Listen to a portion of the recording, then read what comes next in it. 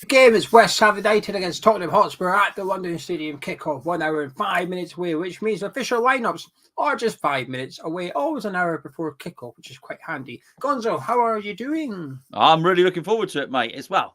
It's our cup final. They're a magnificent football club, Tottenham, aren't they? So this is we're just grateful if we can get away without a 10-0 thrashing. That's what the Tottenham fans have been saying. You've been tuning into any like Spurs fan TV's videos prior to the game or something? Oh, you know me, G, I'm all over it. I love the old Spurs fan TVs. Brilliant. Anyway, lineups out in a few minutes. Anyone you're hoping to see, or maybe hoping not to see? I don't know why I just said no. No, I'm hoping to see nobody. You know me, Geo. Look, I am aware that all the team rumours all get spread over social media before the game, and everyone passes all the secret squirrel gossip around. You know me, Geo. I don't like to get involved in all that stuff. I like you to tell me the news. I like you to tell me who the team are. So I don't know. I've turned off the chat at the moment. Nothing personal, because I know people in the chat will probably know. I want to see Paquetá. That's what I want to see. Paquetá, Skamakar, and anyone else with an R. I don't know. Bonar, yeah. Areola. Is there anyone else? Ben Rama. Oh, there you go. You've nearly got a team here. There you go. Not far away from it. I think that might be their buying policy. Yes. Anyway, for those that are new to the channel, welcome. Please make sure you subscribe. We hit the 20,000 subscribers there. 27. 20, what did I say? 20,000. Yeah, 27,000. We hit the 27,000, which was nice. So if you're not part of that, please do subscribe. It's completely free. And drop a like on the video by clicking the thumbs up as well. We'll get the team out in a few minutes. Then we'll be doing a little bit of giveaway. I'm looking forward to it. Some good value tonight if you're back in West Ham, I find. And hopefully we can win one of our followers some money. Anyway, the news that came out earlier, Gonzo, was that Paquetá. I've gone back to Paquetá. I've re-listened to what he said. And I think he says Paquetá, but just with his twang. Yeah. So I'm no longer doing Power World Cup. I'm doing Paquetá. So I'll have a think about it. I'll say the World Cup. The news earlier was that he has got his work permit in time and he's available for selection this evening. Now, he hasn't had any training sessions with us, so I think it's unlikely that we'll see him from the off, even if he's in the matchday squad at all. But what a boost would it be just to see him on the bench? Yeah, I mean, absolutely, for everybody, for the players as much as the fans. I don't know if it have any impact at all on Tottenham. They've obviously got a load of good players themselves. They might not be that bothered about it, but I think it really would give everybody a lift. And in many respects, I think on this one, Moyes might get a little pass about it, but and it still might be some moans and groans. Oh, come on, Moyes. Get some of these new players in the team. So I'd love to see him on the bench. You got a feeling you've got that sneaky look about you. I've just got a feeling that he's available, and he may or may not be in the matchday squad, and he may not be selected for the starting 11, but also he might be. We'll find out in a couple of minutes' time. I think it'll be a massive boost, even just to get him out on the pitch before the game, doing the warm-up. Everybody can see him. Hopefully do a little announcement. Do you know when we introduced Maxwell Cornet, didn't we? We brought him onto the pitch and let him go out there with his scarf and do the crossed hammers and all that stuff. It just gives everybody a little bit of a boost and stuff. And I think it's a good thing to do, especially before such a big game like this one as well. So, yeah, hopefully we can see Paquetá at some point tonight. Hopefully he's just on the bench, because then if things are not going well, then you're sort of looking at it and going, well, come on then, Moisey, you've got nothing to lose here. You've now got the perfect scenario to sort of throw him in a little bit. It's a bit of like the deep end stuff, but I don't know. I think the fans will be itching to see him anyway. Yeah, absolutely will. And the Tottenham fans by that point will be shocked to silence, because they'd have seen the prices of the drinks by that point, won't they? Can I just ask, before you get the team in 30 seconds or so, is your optimism rising just because it's match day and stuff, or is it just me? Well, you have no impact on my optimism rising, mate. I'm always optimistic when I see you. It's Tottenham. It's Tottenham. As much as anything else, whilst it'd be nice to get Paquetá. involved in the game at some point. It's the Tottenham game, and we've had a good week, Gio. So I've got to say, after the Viborg, after Villa, and after the signing, then I think that in itself makes me optimistic. That's got to be 30 seconds worth of talk. Anyway, yes, it's more than the lineup is out, and I can confirm that Paquetá is on the bench for West Ham United this evening. However, we'll go through the starting 11 because there's one player missing as he's been ill all week, and it's quite a big player. And when I say big player, I mean tall player as well. In goal is Lucas Fabianski, a back four for the Hammers tonight, as Radomir Suval is right back, as Kerr partner Zuma in the middle with Adam Creswell left back. Bryson Souček in the middle with Jared Bowen, Pablo Fornals, Said Benrahma, and Mikel Antonio as the striker. Scamacca is not on the bench. Scamacca has been ill all week and has not made the game, unfortunately. So there is your West Ham team. Only one new signing starts for the Hammers tonight in Thilo Kehrer. Yeah, I mean, look, that's I don't mind that so much. I've got to say, and if Scamacca's ill, I think Scamacca would have been in a shout of playing, but he played very well against Villa, actually. But I've got no problem with Antonio there at all. I think Antonio gets to play a full game, and that's absolutely fine, isn't it? As well, in terms of new signings, well, Cornet, I don't think deserves to get in necessarily ahead of Benrahma. There might be an argument to put him in ahead of Bowen, but I do feel that Bowen's about to come good soon. Obviously, the other signings. Would you play Flynn Downs in this? I don't know. Areola, it's fine as long as he utilises his bench well. I don't mind at all. It's half of it's forced. Half the team's forced a little bit. There's no Ben Johnson because he went off injured, so that sort of makes Soufal the right back. The centre backs pick themselves really. He had a decision with Emerson and Creswell. He's obviously opted for Adam Creswell, which I understand. He's going for the one he trusts. And perhaps Moyes feels that Emerson's performance on Sunday wasn't good enough. I don't think it was bad. I wasn't impressed by Emerson, but at the same time, I wasn't disappointed either. I think it was just an all right 45 minutes from him. And I think you've got to do a bit more than that to get into the team ahead of somebody like Creswell, who's Moyes has used him for, the whole time he's been here. And yes, Creswell's let him down, obviously, in the Europa League semi-final, but Moyes trusts him. Moving into midfield, again, it picks itself. Rice and Souček were always playing. Fornals, Benrahma, Bowen. Even if Scamacca was up front, there's a good chance that three would have been playing anyway as the attacking midfield. Like you said, Cornet, you can make an argument for Cornet coming in, but again, Moyes probably just trusts Jared Bowen here. And Antonio up front picks itself because we've got no Gianluca Scamacca. He's out with an illness. And I'm not against seeing Antonio anyway. So it's sort of, like I said, it does pick itself, that team. I think there was two decisions to make for Moyes, which is Emerson or Creswell, and then do you bring in Cornet? And if the answer is yes, who are you bringing him in for? Kind of glad to not see him, because if Moyes was to bring Cornet in, it would be Said Benrahma that would probably drop to the bench. It wouldn't be Bowen. I think Bowen's fortunate to stay in the team. I will say that. We need a big performance from him because we can't have this many games in a row. It's sort of like the first couple, you write them off.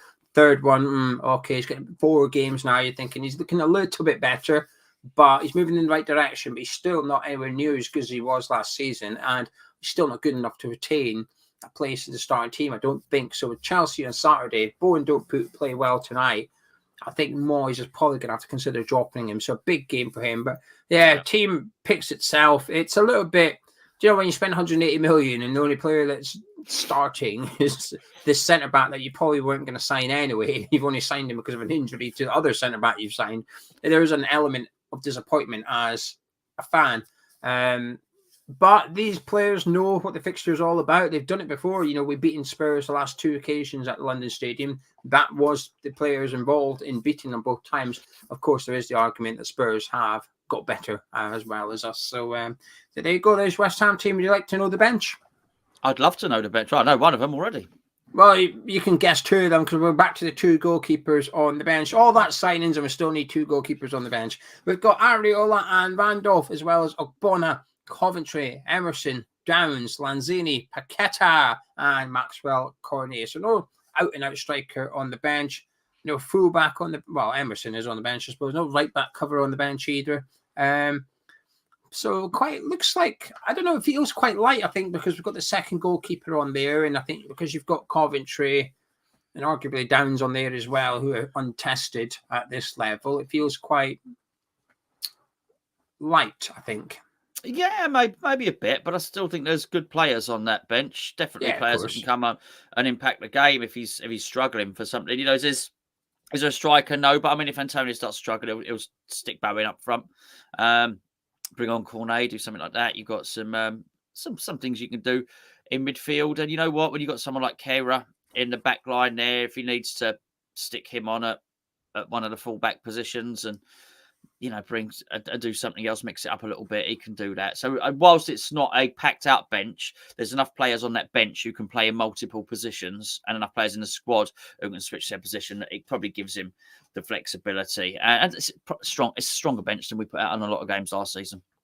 Yeah. Now, for the Tottenham team that will be facing West Ham this evening, Hugo Lloris in goal as always with a back three of Sanchez, Dyer and Davies. Romero has returned to training, but he's deemed not fit enough for this game yet. Emerson Royale will play right wing back with Højbjerg and Bissouma in the middle. Perisic at left wing back. Then they've got Kane up front with Son and Kulusevski in behind him. An expected 11 from Spurs, I guess. Did you call it? Did you predict it? No, I got one wrong. On Patreon.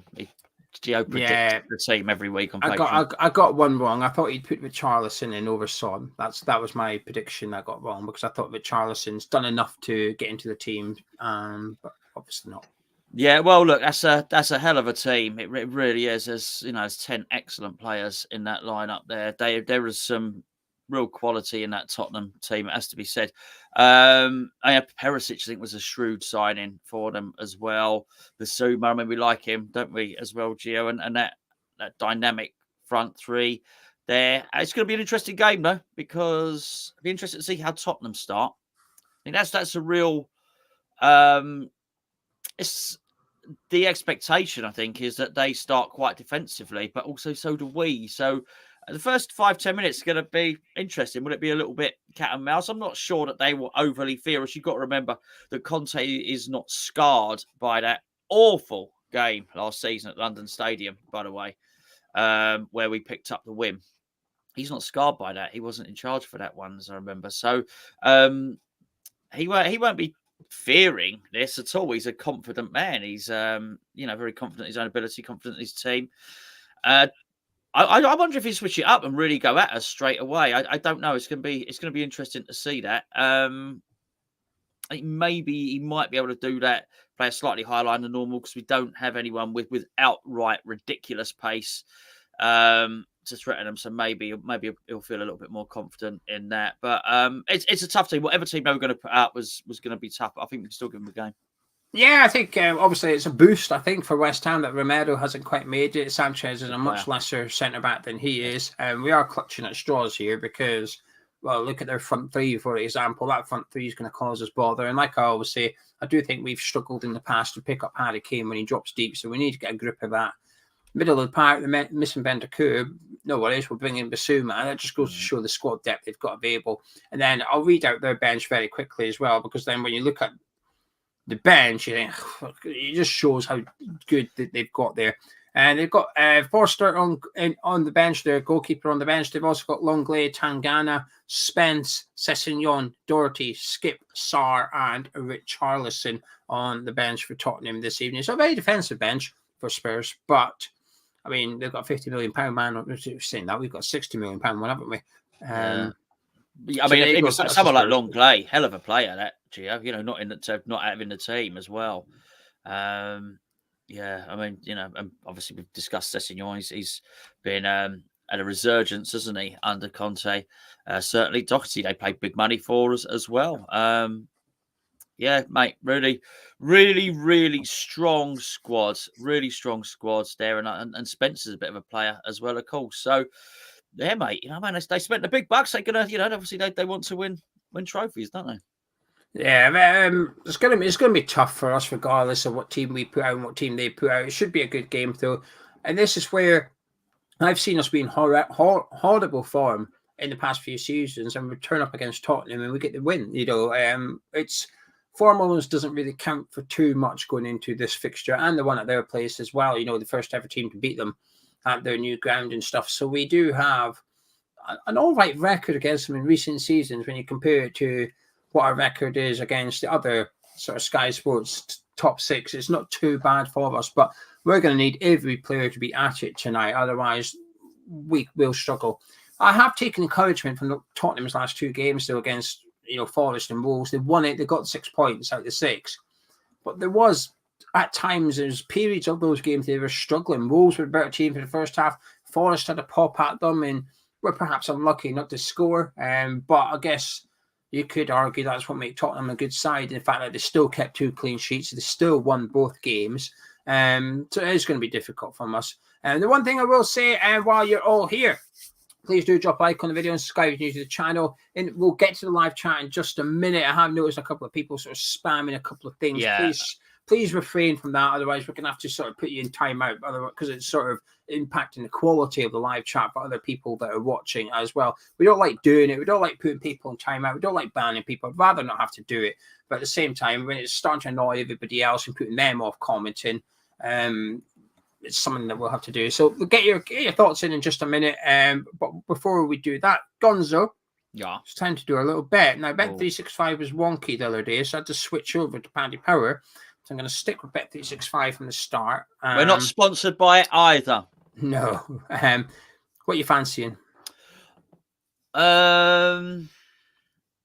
This is. I feel, even though we haven't predicted the win, I feel that we should make the win for West Ham just to boost those odds up there. So we have to go for a West Ham win. Yeah, I think certainly. And then I think we've got to do Antonio to score because he's the only striker. We could put Kone up front for Antonio, but I've got a feeling that we're going to see Antonio play 90 minutes today without Smack on the bench. I agree. Are we thinking a Højbjerg card maybe? Yeah, him. I'm trying to think of what other Spurs players. If Paquetá was starting, I'd be more inclined for me. He's actually quite well behaved, I think. I mean, he does get about the pitch and that. I don't think his card record's the worst. I think Emerson Royale's card record used to be dodgy, and he should be up against Ben Rama. But we've also got Soufal up against Son as well. Oh. With Perisic coming down that side. So pick one. Who would you like? You go for it. You make the final call. Okay. Do you know what? My instinct was Højbjerg. Let's go with that. That was my instinct. Put Højbjerg in there. And anyone you fancy for a shot on target? We've got Bowen Antonio. We can't do Antonio. We've got Bowen, Fanals, Benrahma. Or you can have Kulusevski, Kane, Son, or Perisic. Well, Son, it would bump the odds up. You'd imagine Son would have a shot on target, wouldn't you? I mean, Okay, that'll do then. Yeah. Right, that will do. This is the bet. If it wins, someone wins 200 quid. As simple as that. West Ham United win the match. If Mikel Antonio scores a goal, Højbjerg gets booked, and Son has a shot on target. We will give one of you guys £200 cash to enter in the live chat. Please put the following phrase. He's absolutely dire. He's absolutely dire. Get it in with the correct spelling as well, please. And you'll be entered. And should that bet win, we'll give one of you guys £200. Simple as that, really. Anyway, Gonzo, you've seen the teams. What are you thinking? I like it. Look, there's. If I had a sort of hope, like we've had a sickness bug, it would be that they would get a sickness bug. It's the only way we weren't going to see a really good Tottenham lineup. As you've seen the bench, whatever was going to happen, they were going to put out a good team. They've elevated themselves in terms of the recruitment of their manager and recruitment of players. Spurs have a packed squad full of quality. There is literally no excuse. They have a comparable. They have no excuse for them. So I'm not saying they have to win every game, but they should be up there at the end of the season. Put it that way. Maybe you could argue that Man City have got a better squad or whatever, but it's very good, an excellent squad. So there's nothing we can do about them. It's really about ours, and I'm not really that cross about our team that he's put out there. I like the fact he's put Paquetá on the bench. He will use him. I'm absolutely adamant he'll use him. I think he possibly would have started Scamacca anyway. So I'm not too bothered about that, really. Benrahma has to start. I am convinced, and I've said it a few times, I am convinced Bowen is very close to form. Very close. I think there's thin margins. I think he was very close to getting that header as well. I thought he was a bit hesitant when he got dispossessed by whoever it was, Matty Cash and Luca Dean on the in the game the other day. But I thought he was close. He was close to doing it, and I think I do understand why he's gone with him one last time. We could and should be able to cause those problems. What I really want to see is Benrahma driving into that box. More of the same with Benrahma. Don't dwell on the ball. Drive into the box, get into the box, then do your trick. See if you can win a penalty. Because that wouldn't. I wouldn't predict it on a bet, but it wouldn't surprise me if Benrahma got taken down and we won a penalty. I think Antonio plays well against Spurs historically. And now we've got an Antonio coming into the team who's been dropped for the first time in a long time. Missing the European games, that's not getting dropped. That's giving Scamacca game time. Scamacca starting at Villa Park is dropping Michail Antonio. There's no two ways of dressing up. So this is the first time I can recall in years that Michail Antonio has been dropped. I want to see a reaction. He's got an advantage here, with Scamacca being ill, and that is you play well tonight, you keep your place at Stamford Bridge on Saturday afternoon. Simple as that, really. However, you fluff it. As soon as Scamacca's fit and ready, he goes straight back in. So it's a big night for him, big night for Bowen, pressure on him. We need to be at it tonight. All 11 players from the word go have to be putting in big performances. Soufal has been under par this season, I feel. I think Zuma was much better on Sunday. I mean, Zuma and Kerr on Sunday were brilliant together as a pairing and individually, but this is a completely different test. Coming up, I think Watkins and Ings are good Premier League strikers, but they're coming up today against world-class players with Son, Kane and Kulusevski. They got a world-class front three. We're going to need to sort Kulusevski as well, because Son, as good a partnership as it's been, it's always been Kane and Son, Kane and Son, Kane and Son. He doesn't tend to drift inside of that. He tends to stay on the left and Kane stays in the middle. Now, Kulusevski's there, but he doesn't stay out on the right. He will drift inside and come into sort of Rice and Souček territory. We need to have a game plan for that. But should we do have a game plan for that, then hopefully Rice and Souček will be able to have a bit of a toe-to-toe game, if you like, with Bissouma and Højbjerg in the middle of the pitch there. Fornals has got to get back in and help them out and try and outnumber that Tottenham 3. Wolves showed us a couple of weeks ago, you can dominate possession against this Tottenham team. You win the ball midfield and you knock it about well, they'll sit back, they'll retreat to their 18-yarder. They almost become a low block side. They are difficult to break down, but they'll let you have the ball. Forest showed that you get the crosses in, you'll get a bit of success as well. So we're not out of this game, but it's just a bloody top team we're playing. And I'll be honest, when I saw the West Ham lineup, I was a bit underwhelmed, Gonzo. There was a bit of me that said, I don't know what, I can't put my finger on it. Probably the lack of new faces in there. The fact that we've got a few players in there that are out of form, like Soufal and like Bowen and Souček and stuff. And I just worry that we are going to be a little bit what we saw against Brighton, essentially. I've got a fear that we're going to see West Ham Brighton a bit tonight. And, you know, I'm optimistic, but that's about it. I've got no confidence whatsoever. No, it's hard. It's hard to have that. And in many respects, you'd rather be playing this game or playing against this team once you've got some of those guys established in the team, you know, with a Gerd there with, 10 games behind him. With Paquetá there, again, exactly the same, established in the team. And, probably with Cornet at a level, having settled to the extent that he's putting pressure on Benrahma or Bowen there, you want them operating at comparable levels. If we were at a situation, let's say, where we had Zuma and Kayra were both very good in the last game, but if we had a situation where there was another centre half as good as them, and we were doing this show saying, I don't know, when we're doing our build-up show, we don't know who we should play, and we've got real choices there. So we brought the new players in, but I don't feel they're all up and running at the right level. Yeah. Then I wouldn't mind facing Tottenham, but I feel we're still, they're boiling and we're simmering.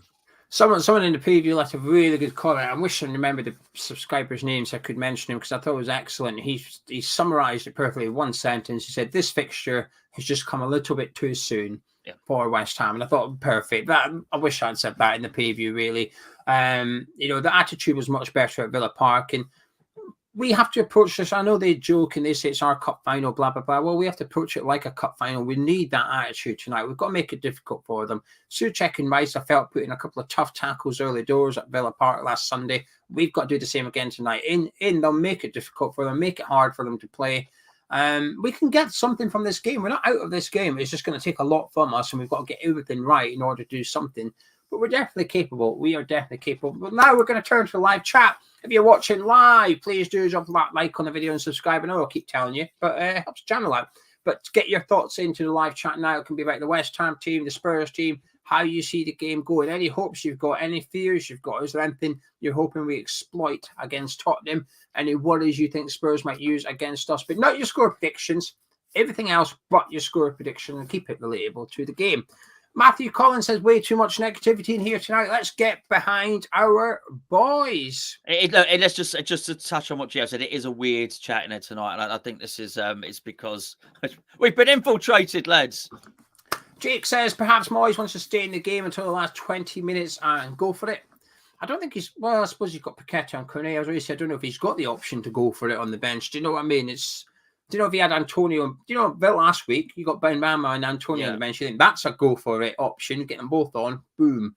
I think he'll feel he can. I think and Lanzini as well. Paquetá, Lanzini, and Cornet. He probably feels, and then he can move Bowen around. He probably feels he can mix up the attack if he needs to. Hammer 1999 likes the team. Says it allows Moyes to change formation in game without having to make a sub. Pernals can do a job in the 10 or left wing back. So I think the selection is quite smart. Michael Levy Jr. says form book is out the window. It's a London derby and we hate them. Let's go, boys. Come on, you irons. Yeah, absolutely. This is exactly right. You know, what I'll tell you what, the team talk, you mentioned it in the show yesterday, Gio. You know, the team talk is going to be crucial for this one, particularly without Mark Noble there. So I'm pretty sure they do it. It's a time for other people to step up, even people like Kevin Nolan, you know, to step up and take over some of those leadership roles, some of that responsibility. We have to go and we have to be tough today. We have to be aggressive and we have to be physical. Playlist says hopefully form goes out the window. Spurs aren't perfect. Lewis says I know Paquetá hasn't trained with the first team, but wouldn't it be nice for Moyes to roll the dice for once and do something unexpected? I feel like I'm crying out for him to be less predictable. Well, he's got options, you know. Maybe again, this game is a little bit too soon, as we just discussed. But I do hope we are going to see a little bit more of that with these options. He has enough flexible players and enough players to really change not just the formation, but to change the playing style within that formation. If he needs to go a little bit more central, a little bit more wide at different times, he's got the players to do that.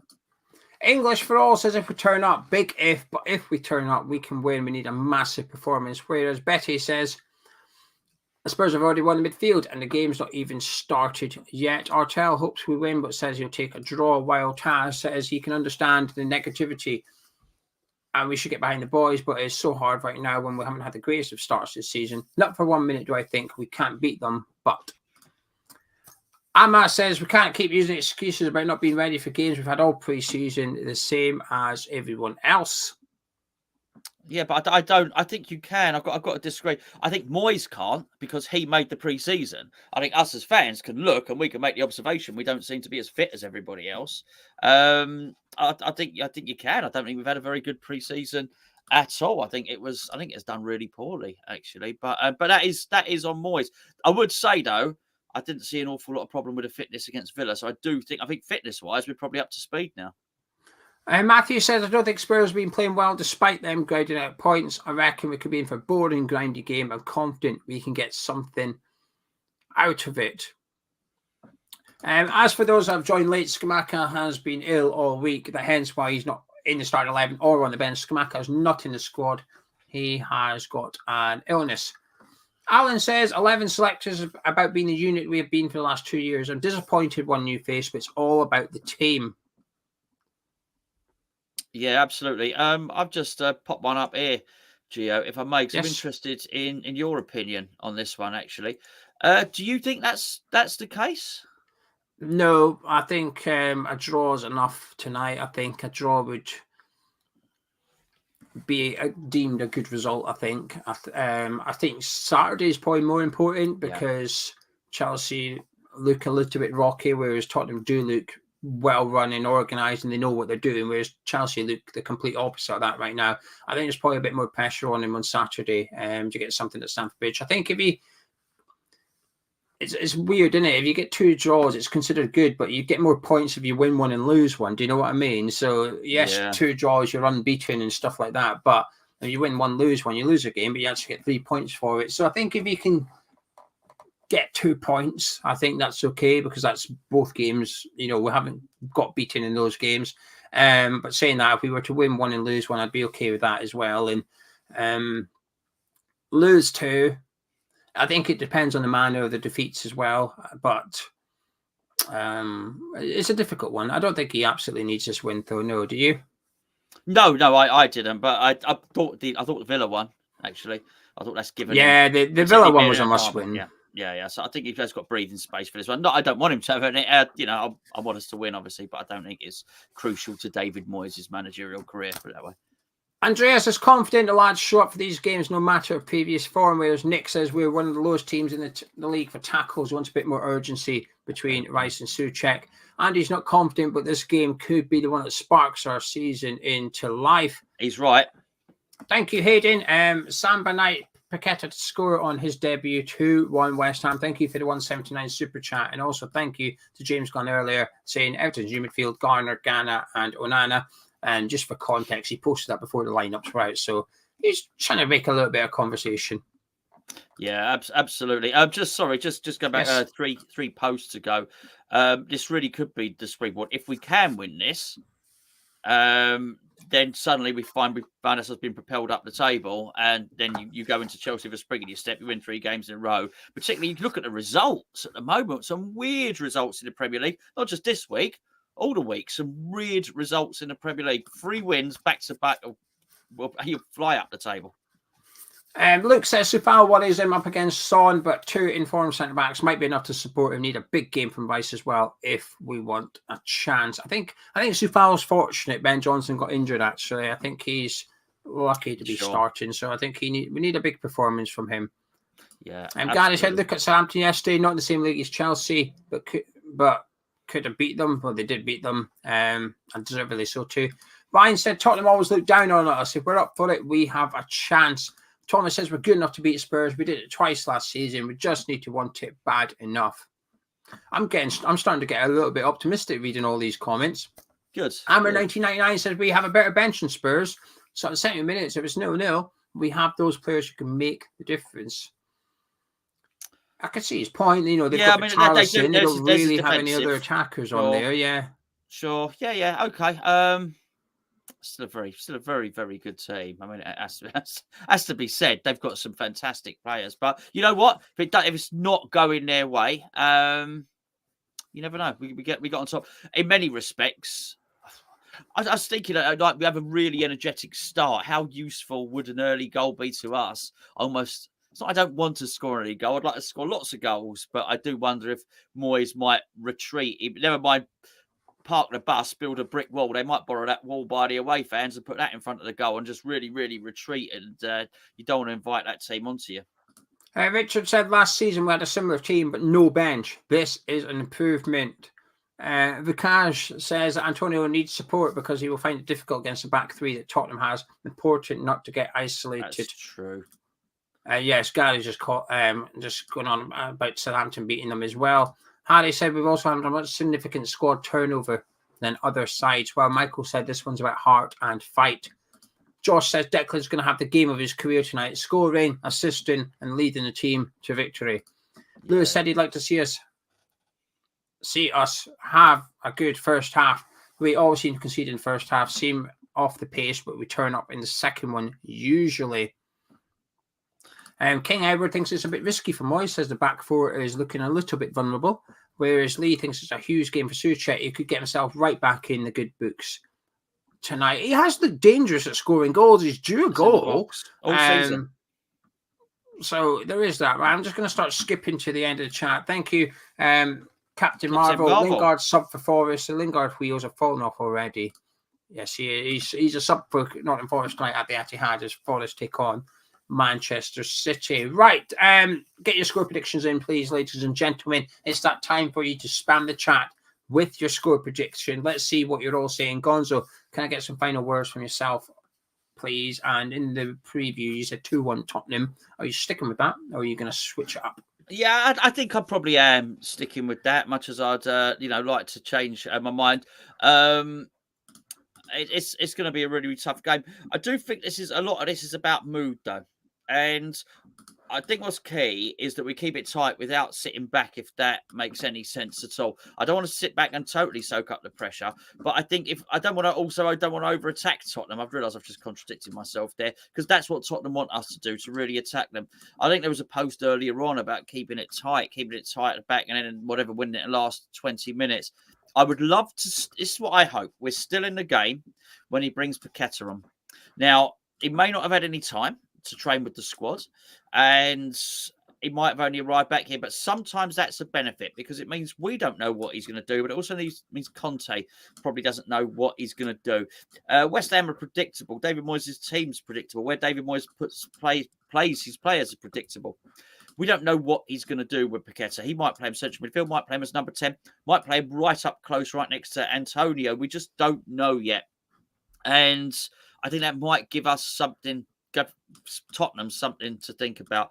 Benrahma's key, drive into the box. Antonio's key. Declan Rice is massive here, and I also want to see the continuation of what looked like against Villa. And I know it's a different team and different quality players, but what looked like a fledgling defensive partnership of Zuma and Keira, which looked really good. I want to see that continue to flourish. Yeah, we need to turn up with the right attitude. I feel a lot better after beating Aston Villa, not because we beat Aston Villa, not because of the way we beat Aston Villa. It was we were lucky to win, really, but it's the fact that we just got our first points on the board. We got the first goal of the season. I know it was fluky, it doesn't matter.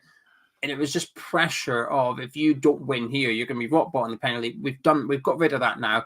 And then it takes the pressure off us going into this one. Had we not won at Villa, I think the pressure would be on West Ham here, which is you've only got 1 point, or you've got no points after 4 games. What you're going to do is Moyes going to get the sack, so on and so forth. I think that's gone now. I think if we lose tonight, I'm not sure. Maybe among the fan base there would be a conversation regarding David Moyes, but I don't think the punditry, I don't think the back pages of the newspaper tomorrow will be Moyes under pressure. Whereas if we got beat by Villa and we lost tonight, I think it would be David Moyes on the back page saying, 5 games, no points, 180 million spent, look how crap he is. So I think the pressure's off in that element. We need to step it up tonight, though. We need the best performance we've seen this season by far, and that's just to get a draw from the game. But we are capable of it. History shows us form doesn't count coming into this fixture. Like I said, I've seen us in relegation battles and turn up and win against Tottenham. Lanzini on the bench loves it against Tottenham. He does. So he loves the London derby in general, doesn't he? But especially against Spurs. Big couple of goals from him in the past as well. But we've got the bench there. Moyes showed us at Villa Park. He's not afraid to change it at halftime if he has to. That gives me a little bit of hope that we're a goal down or something, that he won't be afraid to get, whether it's Cornet or Paquetá, he won't be afraid to get one of them on the pitch if he has to. Yeah, huge game tonight. Huge game. And I'm going to say 1-1, I'm getting swept up in the optimism, and I do think that we might just see a fiery performance from some of our boys tonight. So I'm going to say West Ham 1, Spurs 1. And anyway, Mr. Walsh, how you doing? I'm good, thank you. How are you? Yeah, we good. Just smiling. I just turned on the BT Sport coverage, and they put Joe Cole next to Peter Crouch again, and I'm just having flashbacks to I'm just like, they've done him harsh. Even Carlton Cole's there as well. He just looks tiny, bless him. But yeah, no, I'm good. I'm looking forward to it. Like I said, I've been listening to you both, and I'm starting to get a little bit swept up in it now as well. I'm not. If you ask me, was I confident of a win? Then I don't know if I could say yes. But if you say, am I confident that we're going to turn up and actually have a go? Then I'm confident. Good man. Right, anyway, we'll leave you in Charlie's safe hands. Do stick around. Charlie's here until the full-time whistle with his very interactive watch-along. So keep him company, keep chatting in live chat. I'll be back at half-time for a brief conversation with him, and then myself and Gonzo will be back at the full-time whistle with our review. Good luck, West Ham, and we'll catch you at the full-time whistle. Thank you, Geo. Thank you, Gonzo. Thank you, all of you, for joining. Hello, everyone. Let's get started, shall we? Big plays, 1 to 10, 1 being the least confident possible, 10 being the most confident possible. How confident are you of a West Ham result today? Now, you can say what you want for a result. That might be a draw. That might be however you're vibing. Let me know how you're feeling. I'm vibing now. I can't lie. I was listening to Gonzo, I was listening to Geo, and all of a sudden I'm getting something about it. It's happening. It's happening. Is it? I don't think so, but it's happening in my head, and that's the important bit. That's the important bit. But I hope you're all well. I hope you're all good. Deploy the boys. That's what I'm saying, Lucas. Deploy the boys. As Muse said, we're feeling good. Big place. Let's have a look at some of these numbers. Actually, before we do that, let's have a look at the starting lineup, shall we? In a little bit of detail before we get too deep into the show, and it's gone. So let's go into that. So West Ham lineup as such: Fabianski in goal, Kufal, Kera, Zuma, and Cresswell in a back four. It looks like with Rice and Souček, Bowen, Fornals, Ben Rama ahead of them with Mikel Antonio up front. Scamacca, of course, misses out due to illness. He's been ill all week, apparently. I didn't know this until today, but apparently he's been ill all week, so it makes sense. And then on our bench, Areola, Randolph, the double goalkeeper situation, just in case it goes really bad, as alongside Ogbonna, Coventry, Emerson, Downs, Lanzini, Lucas Paquetá, he's Brazilian, and Cornet. So an interesting lineup. You just slightly expected, but going back to the back four, bit of a shock. I would have expected a back three. Today, given Spurs would play that. We'd maybe go toe to toe for it, but it looks like it's a back four. It's pretty strong. Got a decent bench, excluding having a striker. It's nicely balanced, relatively. I don't know. I like it. It's not too bad, given the amount of injuries we've got and the amount of issues we've got right now. I'm pretty happy with that. All things considered. Let's have a look at how confident you lot are, though. 5, 4, 7. Duke, good to see you, my friend. By the way, if you haven't already subscribed to Fortune Mind, make sure you have. Make sure you do. 2, but on the hammers. That's what I'm feeling. Yes, Carl. Let's go. In this match, Spurs will come third somehow. Listen, Michael. It happens. 5, 7. A solid 8 from Andrea. It's good to see you, my friend. I hope you're well. 50-50 says Tom. 6, 7. 5 from Peter. Good to see Peter. Hope you're well. Good to see Good to see Steve. Hope Rhodes is treating you well. Feeling a 6, 8, 2. Take the bell. We'll get onto that. 10, 6, 6, 6, 1, 7, 7, 7. Pie. A little cheeky 3.14 from Wally. Like the mathematical accuracy of all. 4, 4, 5, 5, 5, 8. Stu, my friend. I hope you're well. I hope you're good. Hope you have a grand old time. Again, if you haven't subscribed to Stu. Big Leeds content. I'm coming out from the disabled team right now. I'd highly recommend it. 1, 3. Spurs will bottle it. I wouldn't be against it. Tom. We'll get onto this. Trust me. But it's got to be a 2, Charlie. I feel like Spurs will own us, but let's hope not. Tommy, I respect it. Even if I can't quite back it, I respect it. Do you know what I mean? 6. Good to see you, Mike. Hope you're well. 5, 5, 2, 5, 3. But the bastard hammers big place. 8. Season starts here. Let's go. Bring on the bell. Was 4. Lee's here. Good to see you, Lee, my friend. I hope you're well. I hope you're having a good day. I ain't confident with this lineup. I'm happy with this lineup, but let's look at the Spurs one while we go through some more of these numbers, shall we? Spurs lineup as such, and it's a strong lineup, you have to say. Lloris, Emerson, Sanchez, Dyer, and Perisic. Perisic and Emerson Royale obviously going to be the wing backs in this system. You'll have Højbjerg and Bissouma in a sort of double pivot system in the middle, and then you're going to get Kulusevski, Son on either side of Harry Kane. A very strong lineup. One you've got to respect. Even Charlie, how's Danny feeling today? Let's ask him. Danny, how you feeling? He's confident. He's feeling the vibes. He's flown all the way here from North Idaho to get involved. You've got to respect the effort. Tottenham's bench. Forster, Longley, Tanganga, Spence, Sessegnon, Doherty, Skip, Sarr, and Richarlison. So a bench with a lot of talent on it, if not a lot of attacking talent. James, good to see you, my friend. Hope you're well. If not a lot of attacking talent, which is interesting to me, you know. Let's talk about 6. Let's talk about this. We're getting that. We'll take a 6. We'll take a 6 today. Do you know what I mean? We'll take a 6. Daniel, my friend, you're looking for a way to watch the game for free. Of course, it is live on BT Sport today. But if you somehow don't have its connection to that, maybe you're not in the UK, maybe in the UK, but you don't have BT Sport, then I would say there are ways you can go and find it. If you scroll down into the link in the description below, there is a bit there called Join Our Discord. It's completely free, lovely Hammers Chat West Ham community to join up with. But more importantly, on the left-hand side, there's a bit down there that says stream links. You'll find what you're looking for if you look there. So that's what I'm going to say. That's what I'm going to say. It'll probably be just before kickoff, as opposed to any other time. Would I take a draw now? Asks Woody. Woody, it's a great question. Would I take a draw? Probably. Depends. If it's a no, do you know what? It doesn't depend. I would take a draw. I would take a draw now. If you said to me, we play well, but we get a draw, but we fight for it and we do well, I would take it. If you say we play badly and we don't deserve it, but we get a draw, I would take it. So yes, I would take a draw today. That puts the next two games are interesting for that exact reason, right? We want to look at that sort of area. Can we get draws? Can we pick up points there? They're the bonus points on the board, as Geo would always call them, right? And that's kind of the goal. That's kind of the goal for me.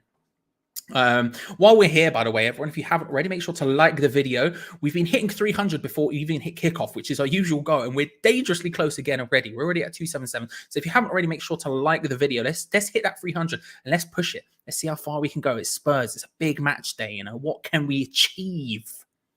Right. On top of that, like the video while you're down there. Sorry, subscribe to us while you're down there, even, and hit that bell notification button so you don't miss out on future videos. Because, of course, we were the only West Ham channel last year to do a watch along every single match day without fail, and we're going to try and continue that as much as we possibly can this season. That's the goal. That's the aim. So hit that subscribe button, hit that bell notification button, and get vibes. 300 before kickoff, guys. That's what James said. Come on. Big place. Right, Paul, my friend, I can see you in the chat. I'm about to make you mod once my thing catches up because I have to do it on a different system. It's a long story, but we'll get there. I'll say this tonight, everyone, by the way, while we're here. I'll ask you for sub bingo. While I say this out loud, I'll say this. Sub bingo. This is, of course, the game where we suggest when we think David Moyes will make his first substitution. We're not looking for the player's name, although I will put the subs bench up just so you can see. I suspect we'll see one name more than others. What time do you think David Moyes will make his first substitution? There is the bench. Let me know. I'll say this, ladies and gentlemen. Obviously, it's Spurs today, so there's going to be a lot of. There's gonna be some trolls potentially, especially if we go 1-0 down. So I'll say this: try not to interact with them as much as possible, because I know they're going to annoy us, and I know it's going to get on everyone's nerves. Especially, I'm going to be here, you're going to be here. It's going to get on our nerves. Let's just try and deal with it. We've got mods in the chat to try and deal with it. Who will time them out. We give trolls a chance, right? I don't want to just lob people out. We'll time them out, but if they continue on, then they're getting a sling their hook. So try not to interact with them as much as possible. I know it's going to be annoying. I know it's Spurs. That's the way these things go. But we'll give it our best. Let's have a look at some of these sub bingos, because again, I feel like we're going to see a lot of one specific name. Joan, good to see you again. Hope you're well. Hope you had a good half an hour since I was last on a video with you. I've changed t-shirts. All very exciting. 45-minute double subbage. Love that. I'm far too emotionally involved. I mean, Michael, look, it's Spurs. We can expect it. First minute, Paquetá. Imagine the scenes. Imagine the balls. Imagine just putting your foot down, going, "This is happening." It'd be a bold play. Never going to happen, man. But it'll be a bold play. 33rd minute, Antonio for Cornet. 65 minutes, as always, 55 minutes. 45 minutes, save some for Chelsea. Interesting. Get a win early doors and then just rest. I like the confidence that exudes, Michael. It's very BDE, if you wouldn't mind me saying. I expect Antonio to start over Scamacca, but not even on the bench. Injured? Yes. He's ill, Ross. He's ill. He's been ill all week, apparently, so he's missing the game, unfortunately, today. I also expected Antonio to start, but yeah, it's unfortunately an illness thing. I take a draw if we get the equaliser. That's a good way of putting it, King. That's a good way of putting it. 71st, 2 minutes, Randolph. Richard Strace, 69 minutes, says Dave. Good to see you, my friend, by the way. First sub, 8 minutes. Paquetá on, scores 19. Yes. An average of 2 a minute. Let's go. That's not how maths works at all, Charlie. That was really bad maths from me. That's monumentally bad maths from me. Better bench than Spurs. Look, Yamcha, first of all, I was going to make a Dragon Ball Z reference. But Budokai was a good game, wasn't it? That's as much as I've got. Secondly, we got a more balanced bench from Spurs. You can say that much. And if you're looking at it, Richarlison, Paquetá, there's probably not too much difference in quality. If not, obviously, position completely different, but not too much in quality. Maybe, I don't know. You can make the argument it's certainly more balanced than Spurs. 63rd, 69. It's a simple message, and it comes from the heart. Believe in yourself, and that's the way to start. Because I said, hey, what a wonderful kind of day it would be if we beat Spurs, when we could learn to work and play and get along with each other. Because you've got to listen to your heart, listen to the beat, listen to the rhythm on the street, open up your eyes, open up your ears, get together and make things better by working together. Do you know what I mean? All that good stuff, Lewis. All that good stuff. Antonio's due a good game, been crap for too long. Richard, you're not wrong. You're not wrong. I think there's signs of it, but he's not quite there yet. Paquetá on for Souček at halftime. Reckon halftime Tubbs, 69 minutes. Nice. Nice. Paquetá on for 4 now, 70 minutes. We were top 6-7 club. Well, you got hope at best. That's where we're at. That's what we're pushing for. 50th minute for Cornet for Paquetá. Don't know why Skamaka not playing such an important game. He's ill. Raymond, unfortunately, he's ill. 62nd minute, West Ham for life. Good to see you. Hope you're well. 33-3 Lanzini, Antonio Zuma. We will be getting on to score predictions in a couple of minutes' time, but I like it. 45 minutes. Ian's coming in with a Strod XZ. Z.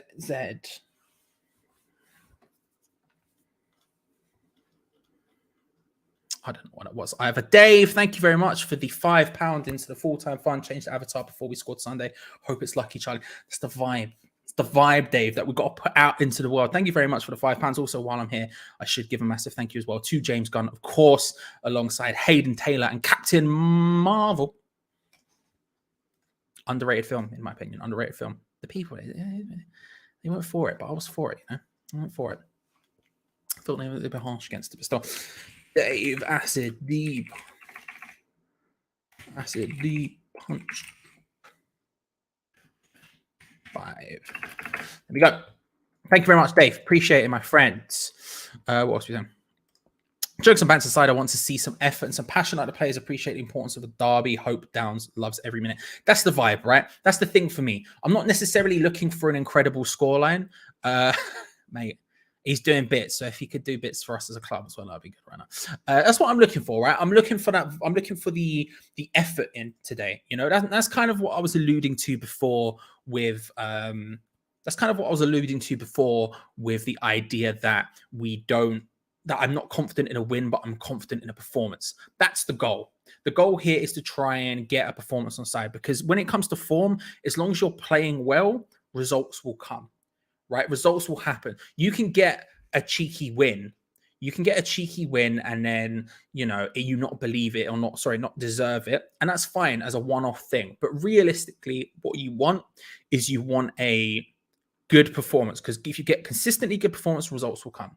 And so that's what I'm looking for more from today. It's not necessarily a win, although obviously not exactly going to turn that down. We're more looking specifically for we're more looking for the performance on the pitch, basically. You've got to pay the toll. That's the goal anyway. That's the goal. I'm all right, Ruby. Thank you very much. Hope you're all okay. I'm all right. Anyway. We're about just over 10 minutes away from kickoff now, 12 minutes away from kickoff. I'll say this, Harvey, good luck. You're going to get banned probably very soon, so good luck with that one, my friend. Hello from the English channel. Madman is just out here. I'll ask you where you're watching from. Where are we all watching from today? Of course, I'm watching live from my house, because it is on BT Sports, so I can watch it. But where are you all? Madman's in the ocean. So good luck with the sea, bro. I hope it treats you well. She can be a cruel mistress. I've seen pirate films. I know what's going on. Does then having a Brighton player hinder our chances? Mulch, I can only say that it scares me. It scares me a little bit, you know? Does it scare me more than Son and Kane and other world-class players? Probably a little bit, yeah, weirdly. Probably a little bit. You can't act like it's not a slightly terrifying prospect. But look, their team is just very good in general. You can see it running on the screen there, but their team is just very good in general. You know what I mean? It's not a bad side whatsoever. Where are we at? Where are we watching from today?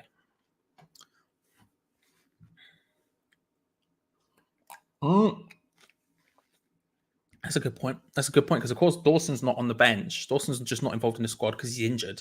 But it could be. I mean, we'll see what happens with his movement. I suspect he'll end up staying for some reason. I don't know why. But with Lanzini potentially available, I mean, that's something that might be true. That might be the last time, which would be a sad sight, to be fair. Nope. Oh, maybe. We'll see how it goes. England in the car. Maryland. Yes. Bringing that international Mr. Worldwide flavor. Do you know what I mean? Mr. Worldwide, when I put up outside. Love Cressy, but he's all Winkley at the back. Yeah, probably. Yeah, they are tiny compared to them. The height difference is incredible. It reminds me of when Sean Wright-Phillips and Peter Crouch got substituted on once at the same time for England, and watching them stand next to each other was just comical. I think it was Sean Wright-Phillips, might be Jermaine Defoe. Either way, it was hilarious. I cannot lie to you. From sunny tropical Acton, San Francisco. I didn't see the traditional message. I didn't see it. Listen, how dare you? There we go. Thank you very much. I hope you well. I hope you have a grand old time. Listen, I would never. I would never. Sorry, I would not. Sorry. Caravan, New Zealand, Michigan. Love that. Port Orchard, Washington, Houston, Texas, Rhodes, Greece, as ever, Luxembourg Island, Notting Hill, Oklahoma. Hope you're recovered from the weekend. Rostock, Germany, Billericay. I think he's been bad, Mighty Irons. I can't lie to you. I think he's been bad. I think he's been flattering to deceive a little bit for a little while now. It's certainly not at his best form. I'm hoping that he can sort of keep that, sort of regain it. I'm confident he'll be able to regain it, but the start has been poor. And honestly, I would have gone with Ben Johnson today. But the fact he's not on the bench proves he's probably is injured. So that's that. But I would have gone with Ben Johnson today. Where am I? This chat has skipped. Let me do a little bit of a scroll. Brian Juju hopefully does not it's hopefully not transferable, but we can't guarantee it. Soon France. Again, good luck. She a cruel mistress. Florida, I'm always impressed how similar your house in England is to Holiday. Yeah, Danny, he spent a lot of money, bless him. He spent a lot of money on refurbishing the Idaho home to make it so I'm calm and really feel at home. Reykjavik, love that, Tommy. Big, I'd be here for that. I can't lie to you. I can't be here. I'd be here for it. King of Prussia, my liege, Pennsylvania, of course. Watching from inside Spurs head. You love to see it. Do it for Peach. Yes. Shout out to the boy. We're about to run two things. It's going to be a big play. Sub-Saharan Africa, Acton Town. Lots of deep, dark Acton Town love today. Lincoln, Hammock, he's absolutely dire. Make sure to get that in if you want a chance to win 200 quid. I think it was. I wasn't actually watching at the time. I think it was 200 quid. Watching from Edmonton, Alberta, Aruba, Preston, still in Italy, north of Rome, says Brian. You love to see it. Watching from 10 Min's walk from where Scott Parker used to work. Oh, where did he used to work? Don't dox yourself, by the way. I'm imagining it was a Sports Direct. Cocky and Nashville, you love to see it. I'll tell you what, this is a little bit.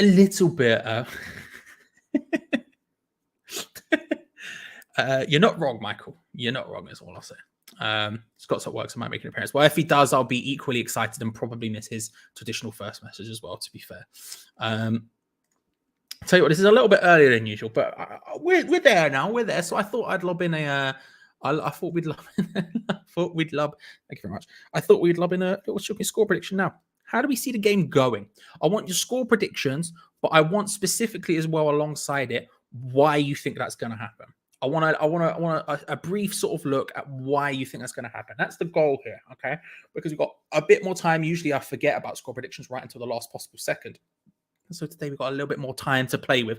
And so with about 5 minutes before kickoff, lob in exactly what you're thinking of. Now, do I have a stash of bells available? I do. There are bells in the fridge ready. I'm also thinking maybe at halftime getting an orange juice. Maybe try and get some of that orange orange luck back, maybe by lobbing in a juice, maybe prolong that over the course of the half for a steady. We tried it before, it didn't really work. Maybe we go for that again. I don't know. But we do have bells. We do have bells. They will be available in case it goes wrong. If the chat votes for the bells, they will. I will also remind you, of course, that I have a timer up in the top corner, so you know exactly how far behind you I will be, which will probably be ever so slightly, because being honest, for some reason, shout out New Jersey. Shout out New Jersey. For some reason, the online version of BT Sport is just behind the TV, and I don't really understand entirely why, but it is. So this is what I've heard as well. Can either confirm or deny. I don't know why that is, so I'll be slightly behind you, but I do have a timer up there, just so you know exactly how far behind you I have. Yeah, you can, mate. Just go and buy one. It's a lovely thing. It won't be as beautiful as mine. Won't be as beautiful as this beautiful man right here, will it? But you can buy one. They are available from Amazon. Amazon, if we're being honest about it. Oh, Deckers. I saw Deckers. Deckers, where are you? I can't see your comment now. The chat skipped. Deckers, I saw you, but the chat skipped. I'm sorry. But there we go. Let's have a look at some of these score predictions. I want to see what you lot are thinking. Antonio will be pumped, score a brace, replace the 70 minutes for Paquetá, scores a 71st minute, 3-0. Lee, I'm loving that. Do I believe it? Not for a second, but I'm loving it. I am loving it. It's just a lot of energy and vibe about it, a fervor that, you know, it can only exude confidence. But I don't agree with it. Paquetá's walking out on the pitch, by the way, just in case you're wondering, just to give a little clap to the crowd. Of course, new record signing. Exciting times. 1-0 West Ham, says Callum. 1-1 late equalizer from Cornet. Ooh, major. I like that. I don't know why, but I like it.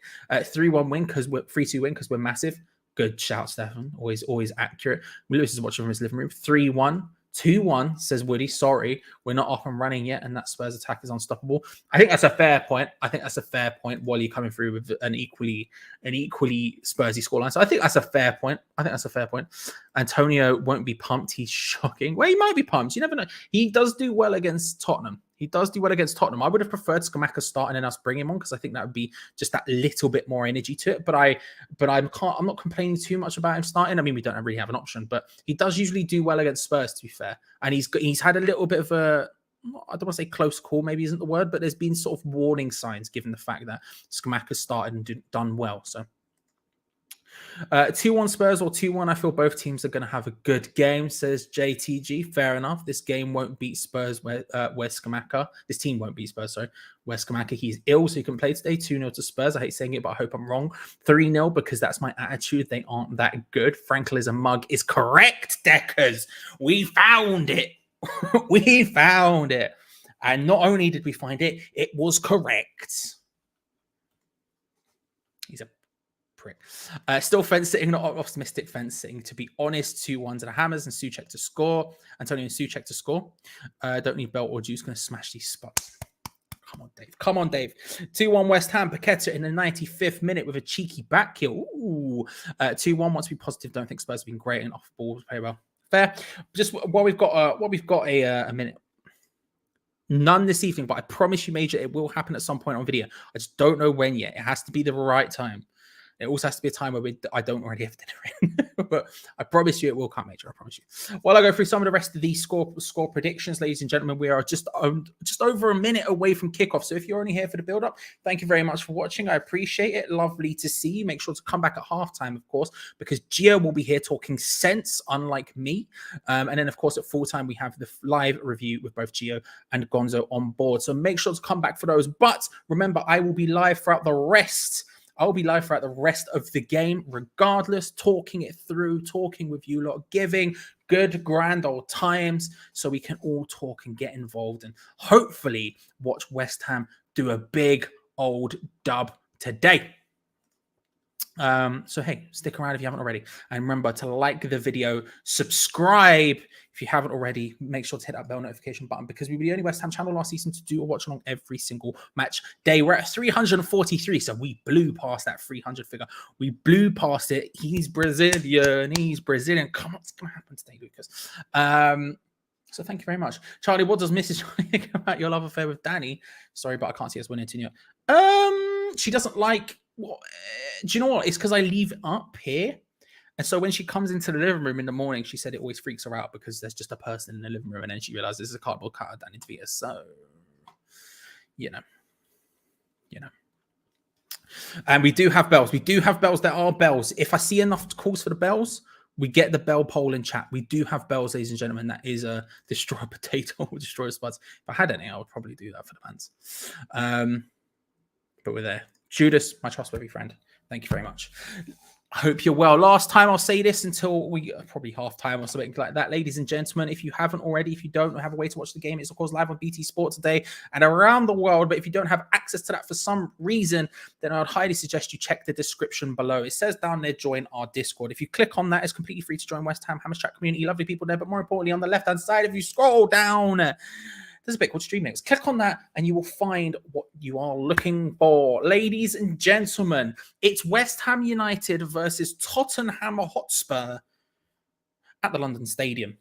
It's a big, big game. West Ham coming off the back of a 1-0 win against Villa, the first goal scored in the Premier League season for us, first win in the Premier League season for us, first non-loss even. And it's a big opportunity. West Ham spent big in this window, and now's the time, hopefully for some of that to come to effect, of course. We don't have Scamacca starting. He is ill. We don't have Paquetá starting. He is on the bench, though. We do have a Spurs team who we're going to take on and hopefully do the business against. So, once more, with feeling, ladies and gentlemen, as the game kicks off, I would invite you all to come on, you irons in the chat. Deploy the boys. It's time to run two things. Let's get it started. I will, of course, click go the second it happens. The second Peter something, I think is the referee's name, blows that whistle. We're going to do it. It's going to happen. I'm feeling it. The confidence levels have all of a sudden hit. I don't know why. It's going to happen. Let's make it happen. Rumham.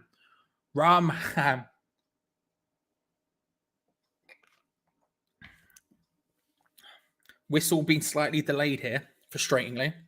Don't know why. Don't know what's going on, but there is a slight delay on the whistle.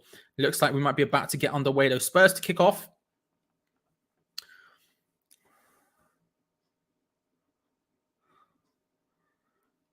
Spurs to kick off. I'm not sure what's going on yet. I don't know why. We've got a little bit of a delay here. Bowen, Antonio just having conversations with the ref. We are getting a full-on delay here, ladies and gentlemen. I'm not entirely sure what's going on. The referee keeps fiddling with the thing in his ear, so I imagine maybe it's something to do with the earpieces or something. Come on, you irons. Loud chants from the bench.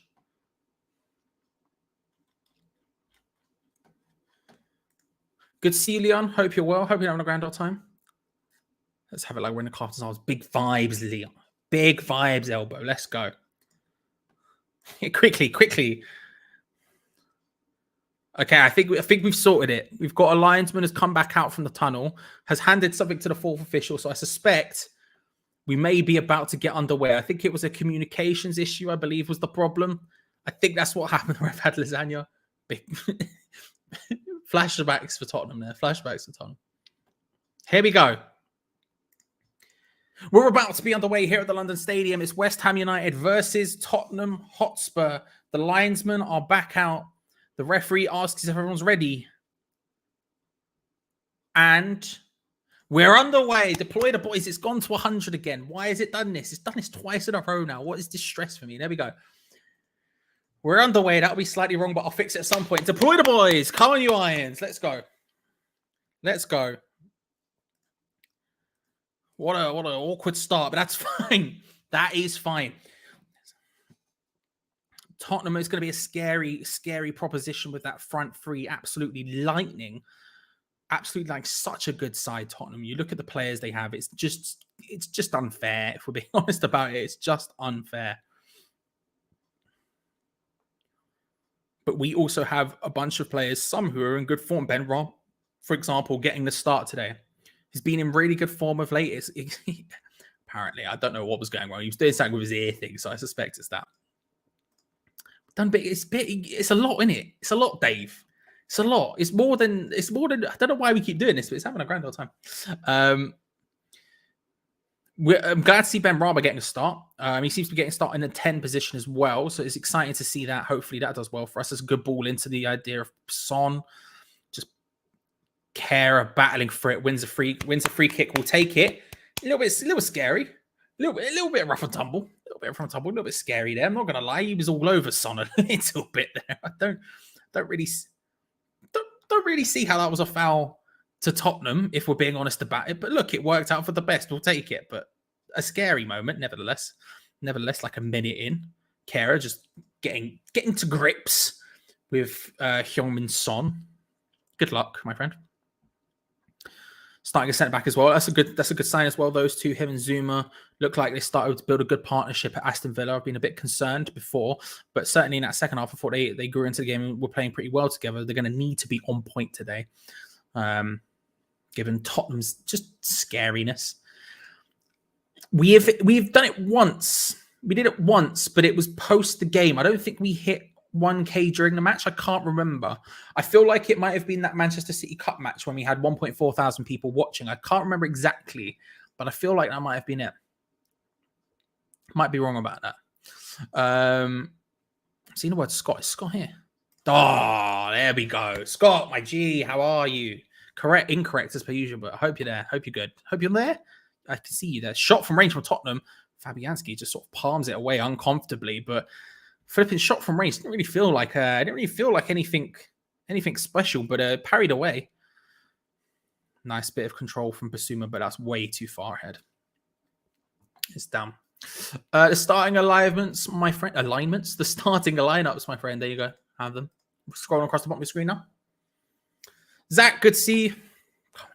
I'm feeling Zach. Come on.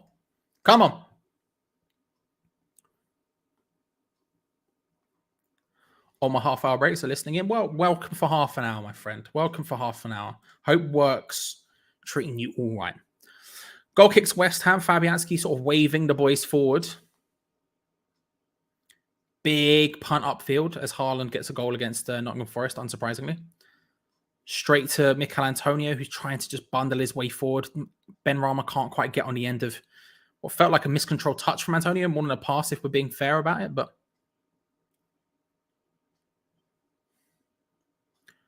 big chance of, if you love West Ham, stand up coming from the crowd as Tottenham pass the ball around. It's been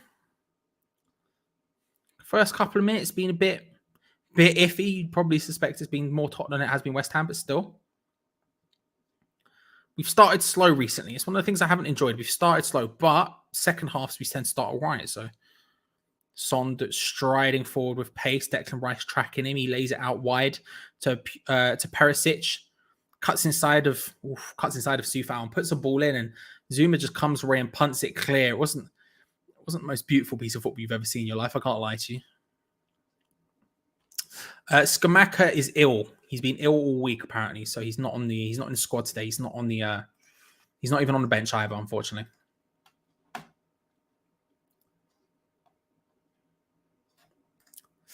To be honest, 2-1 Tottenham, but later this season, 4-0 win for West Ham in the FA Cup of Carabao. We'll take that. Antonio's a lone striker. What a stale strategy. To be fair, Vinny, he didn't have much choice today. I don't disagree with you, but he didn't have much choice today. Beating the average person's yearly chicken nuggets consumption in the last week. I respect it. We've been getting back involved. I can't lie.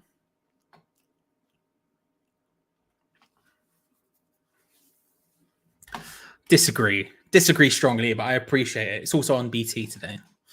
If that helps you not watch this, which I would encourage.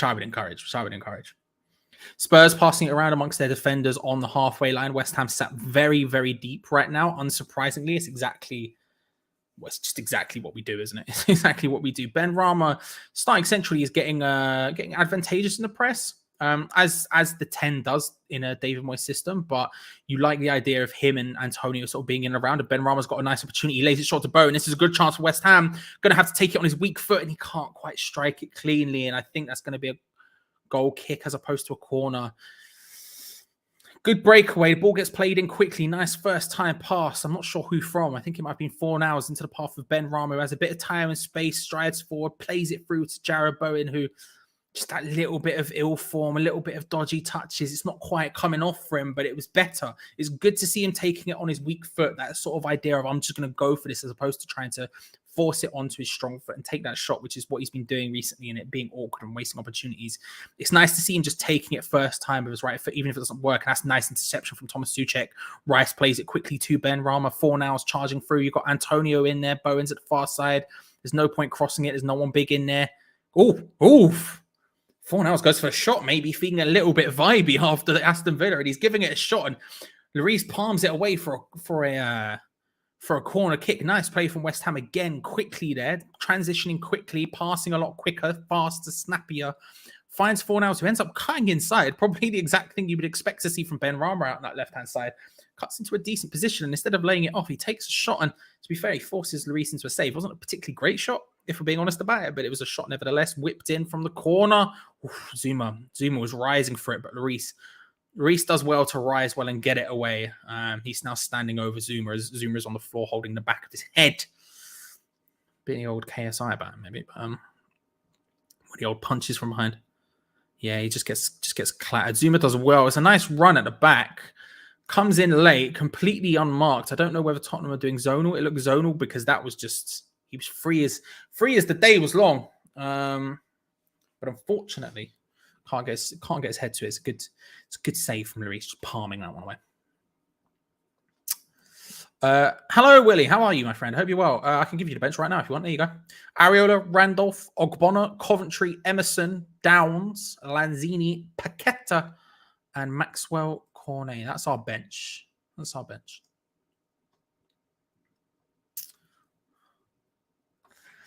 Anyone know where I can watch the game? I'm at work, so no BT. My friends, there are definitely ways you can watch it, True Cockney. There are definitely ways you can watch it, in which I would encourage you to have a look. Have a look in the description below.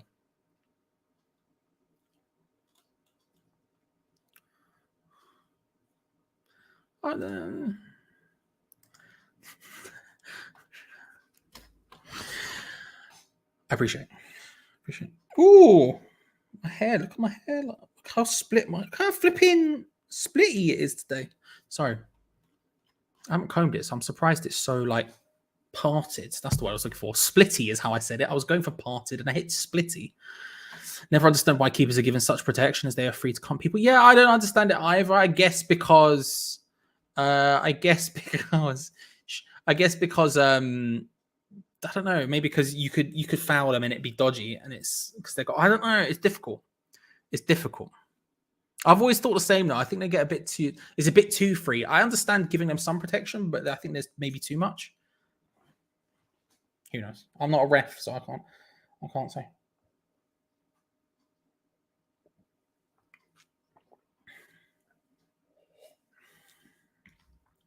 West Ham passing it around a bit lackadaisically at the back. But the big boot forward from Fabianski. Antonio touching, trying to battle for it. And as you would expect, we lose the ball literally instantaneously, because why would we not from a long punt like that? That's the entire point of it. YT Fortnite, good game, by the way. Unfortunately, I cannot. The YouTube copyright police will come and destroy my channel. And I would prefer them not to do that. We've put a lot of work as a unit into this channel. I want the channel on yeah, I prefer them not to do it. Amy, links in the Discord aren't working. Have a look for the mods if they're in there. Big good ball in from Spurs, headed away from Aaron Cresswell, does well there. And it's going to be a throw into Spurs in an advanced position. Amy, have a look at the mods. There should be mods around. Athers, Ben. I don't know what his name is on Discord. I think it might actually just be Ben. Ben's usually a good first port of call, because he's just smart. Let me have a look. Who's around? Yeah, have a look for Ben or Ginger Dino. He's the one who's been doing the link. So have a look at him. Perisic trying to play the ball swiftly inward.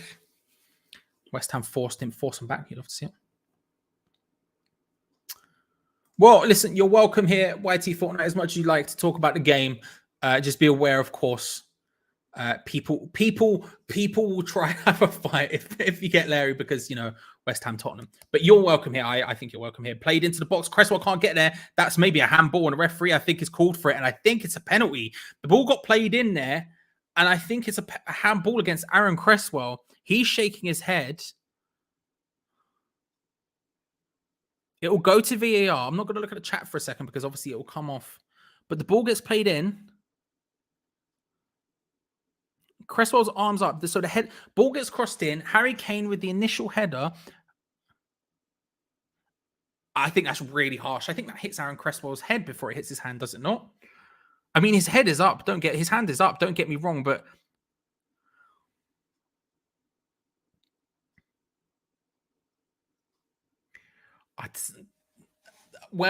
it'll be. Listen, this will be interesting to see what the decision ends up being, because the header initially from Harry Kane is on target. It's going towards goal. It hits off Aaron Cresswell's head before striking his hand. Now his head is here. His hand is up, so it goes boom, boom, like that. Now it'll be interesting to see whether or not this ends up standing, right? Because it does definitely hit Aaron Cresswell's head 1000% before it hits his hand. And it's not like he can jump for that without his hands being up, although they're up in a weirdly kind of unnatural position to an extent. You could also make an argument to say the ball is way too close to him, so it's not like he can move his hand out in time. You could also say it's not like he can move his hand out of time after it hits his head either. But it 1000% hits Aaron Cresswell's head before it hits his hand. I'll be interested to see whether or not this stands because of that. But as of now, it is a penalty to Tottenham, and we are looking at the VAR footage 18,000 times over.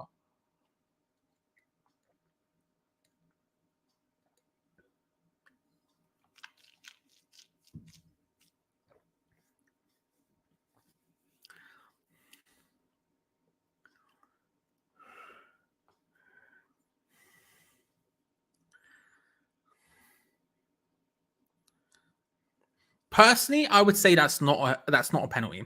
I'm looking at they're looking at it for a long, long time, which means they aren't sure either.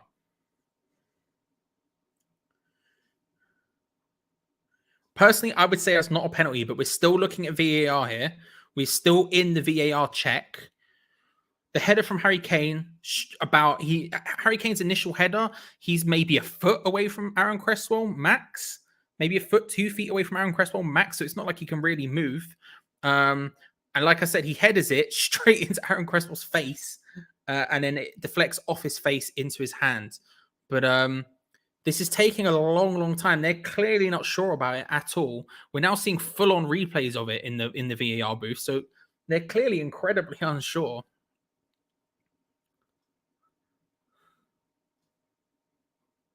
I'm 1000% certain that hits his face. The way Aaron Cresswell's head shudders when the ball comes, I'm 1000% certain. I would also be shocked if at this point it doesn't go to the monitor. Yeah, it is. The referee's gonna have to make a decision because the VAR looked at it for so long and so many times to try and decide, and I think they are correct when they say it hits his. I think it does hit his face first. There's one specific angle from behind Harry Kane's head where you see it hit Aaron Cresswell's head and sort of move to the side. There's a couple where you see his head move and you see the one where it clearly hits him in the face. Whether or not you make the decision of that being a foul, being enough to give it a penalty after it hits his hand, because it does hit his hand, it does hit his arm. I can't say it doesn't because it definitely does. It hits Aaron Cresswell's face and then, maybe it doesn't hit his arm. It's very, very close. Referee seems to make his decision. VAR. No pen. No pen. I tell you what, it might have taken about 18 minutes to get there, but the correct decision was made. Fair play. It took so long. so long. But we got there. So it's going to be a free kick. The free kick, drop ball, goal kick. I don't know what it's going to be. Probably a drop ball, but there we go. That's the good side of VAR. I agree. It hits his. I agree.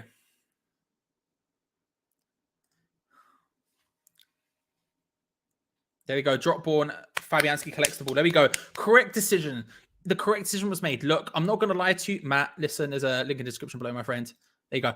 I'm not going to lie to you and say, look, Tottenham will probably feel a little bit undone by because it definitely does hit his hand, but it 1000% hits his head first.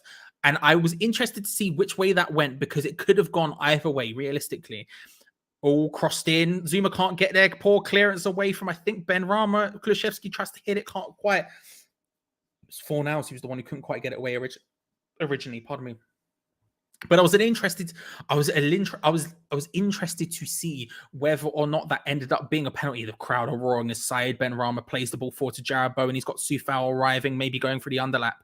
Mikel Antonio's in space in the center. He finds Soufal, who Vladimir Soufal, inspired by the Brazilian purchase of Paquetá, trying a little back heel flick over the top of Ben Davies. Very confident of him. I was interested to see whether or not it'll come out because I didn't know what the precedence for that is. And now we know it's not a penalty. It's not a penalty. So that's good.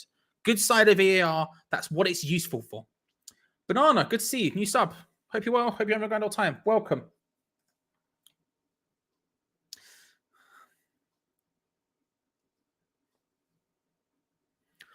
Crowd are very much on West Ham's side now. Unfortunately for us, it is a throw-in, which means Tottenham will have possession of the ball in about the next 2 seconds. Oh, maybe. Initial throw-in was bad, but then Rice hits it from range, flipping heck, and Lloris just palms it away. Declan Rice pops up on the edge of the area, and I'll be honest with you, just sort of punts it at Hugo Lloris. It's a bit of techie skill from him. Hugo Lloris hit so quickly that he ends up having to palm it away, and it's a throw-in which we take quickly, and now it's going to be a corner. A good hit from Declan Rice. It was an awkward throw-in. It wasn't great, but Declan Rice with his weak foot just comes onto it, hits it. It wasn't a great shot. It was pretty solidly straight at Hugo Lloris, but dipping hard and quickly at him, which I think meant he had to just palm it away. Didn't really have the time to think about it. But it's going to be a corner. Mikel Antonio is standing on top of Lloris. They are zonal marking Tottenham. We do it short to Bowen, whose cross was then about as bad as you would expect an out-of-form Bowen to cross the ball. It's a goal kick to Spurs. Poor, short corners. Exactly, James.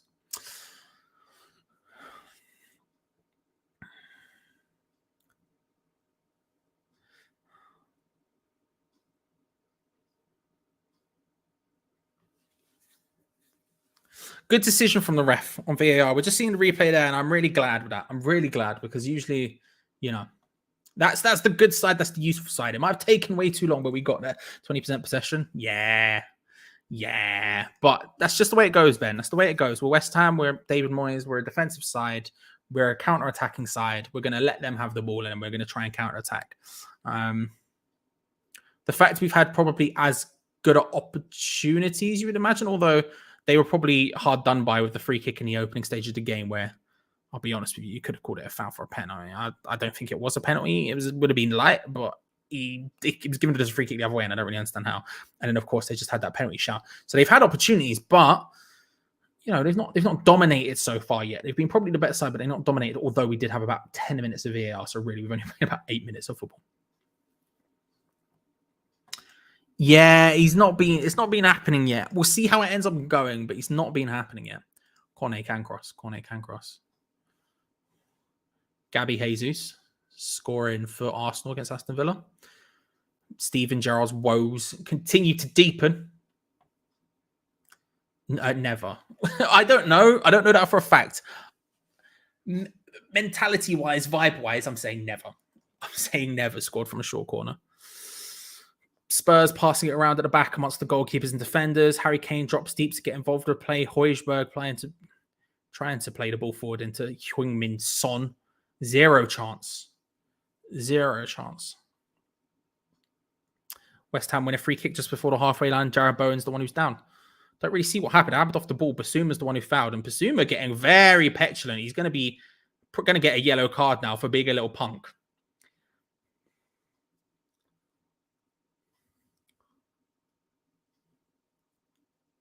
Yeah, Basuma's going to get a yellow card here. Let's have a look at the replay. I think it was just a clip of the ankles from Basuma. It wasn't a yellow. He's not getting a yellow card for the initial foul on Bowen. It's just a clip. But referee's having a good game, to be fair to him.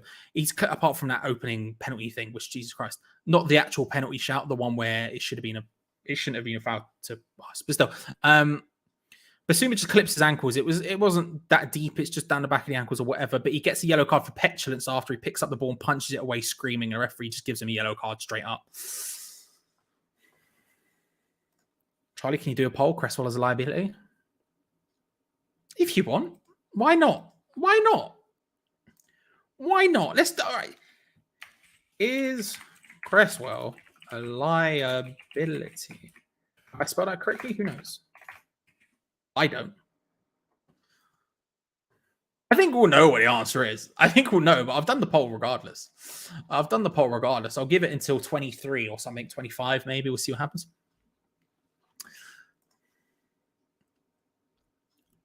I personally don't think he is. I'll be honest with you. I personally don't think he's a liability, but I'll put it in there, see what the people think. I'll see what the people think. Kehrer on the ball. West Ham have Spurs pinned back him. We have a couple of times. This isn't the first time they've been in quite a defensive position, and we've been given possession of the ball. And to be fair, from Spurs' point of view, that's kind of what they want. They want a counter attack like that. That's what they vibe. And also when you're playing against West Ham, Kehrer, nicely done. Finds nice first time pass by Fornals into Ben Rama, who finds Mikel Antonio on the edge of the box. Spurs hits it post. Hits the outside of the post. Just swift passing again, just quick passing play straight through the middle from West Ham.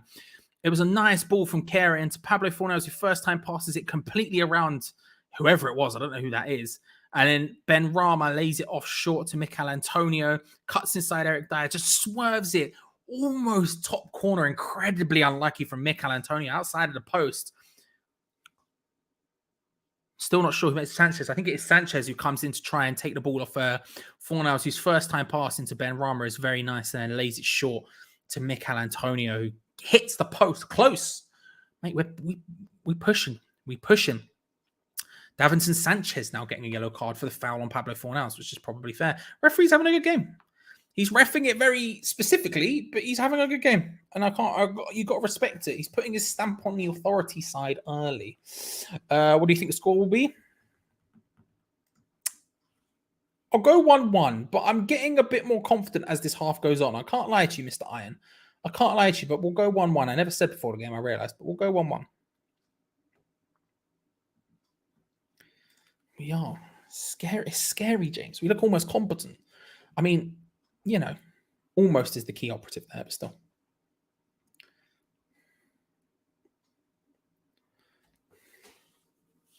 We're pushing them there. Bowen, Antonio sort of individually sort of pressing the other person, then covering the passing lanes. We're putting them under pressure, and Sanchez is forced to boot it out. This is good play. Good play. Come on. We've got good momentum right now going forward. We're feeling it. Short throw to Declan Rice, and we actually keep possession from a throw-in. Maybe that's the key. Maybe if we take it quickly, the other team can't defend our throw-ins.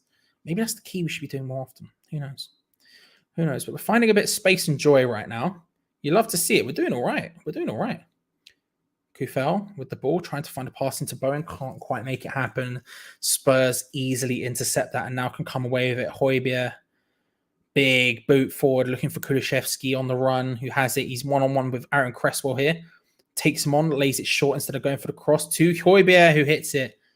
And it's easily straight into the hands of your boy, Lucas Fabianski. Got about 30 seconds just over left on the poll.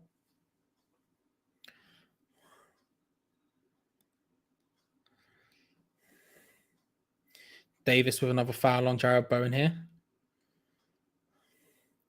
I tell you what, I like the ref. He's put his stamp on this game early. He's doing well though. Erling Haaland with a 38-minute hat trick against Nottingham Forest. It's not going great for Jesse, is it? It's not going great for Jesse, is it?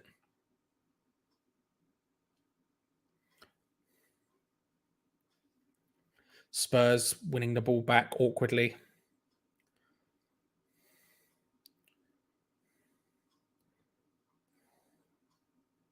Then the passing is relatively nice.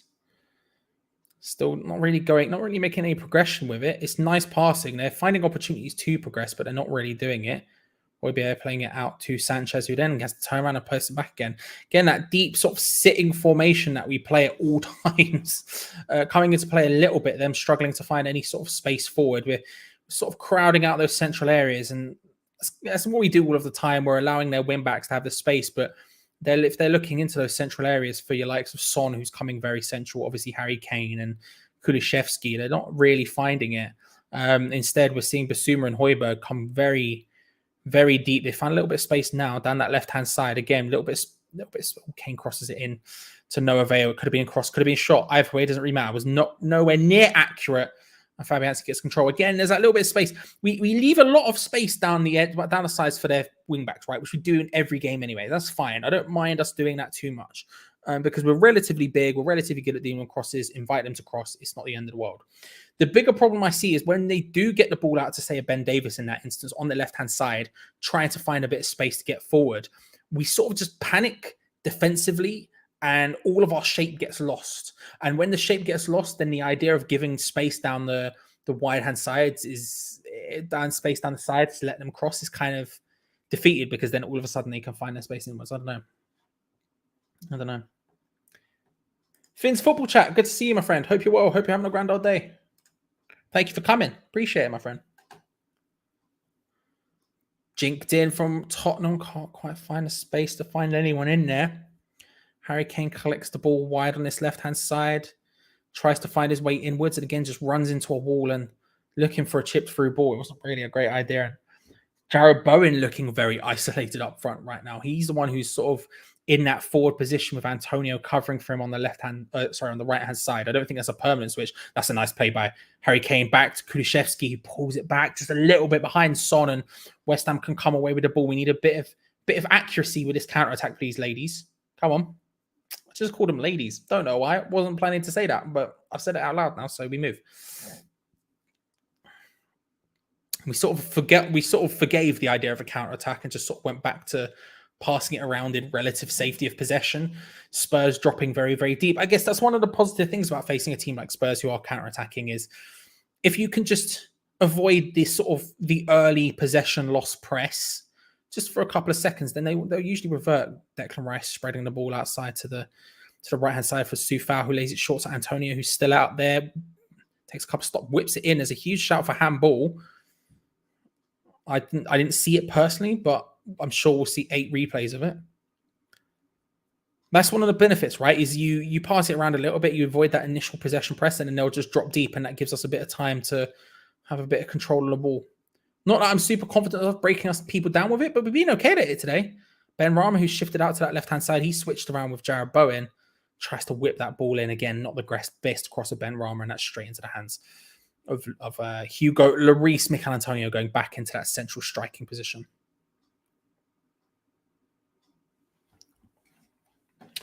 I have left that poll up for ages. Let's have a look. I tell you what, the poll is closer than I thought it would be. I'll give it a little bit longer just to see how it lays out, because we're in a sort of 10-point margin kind of thing. 58% currently saying yes, he is a liability. 42% saying no. I kind of want to see how this plays out. We'll give it an extra 5 minutes or so, maybe. I just want to see where this plays out. Like I said, I think I wouldn't call him. Yeah, I don't know why that happened. I don't know why that happened. It was very weird of me. Anyway, I don't think he is one personally. That's not for me. But I can certainly understand why people would say it, and I was expecting it to be a lot higher than that. So I'll give it a little bit more space. But personally, I would say no. Son found by Kara in the build-up there. Just says no. Kara's sort of just on top of Son right now. We're all over them. We're doing really well right now. We're doing really well. Can I justify ordering Indian if I bought a Tesco Indian box meal? I just don't want to miss the match cooking. I would always justify an Indian. Listen, physically, should you? Probably not. Bad idea. Cook. Be a sensible human being. But I'll be honest with you. I'd always justify it. Do you know what I mean?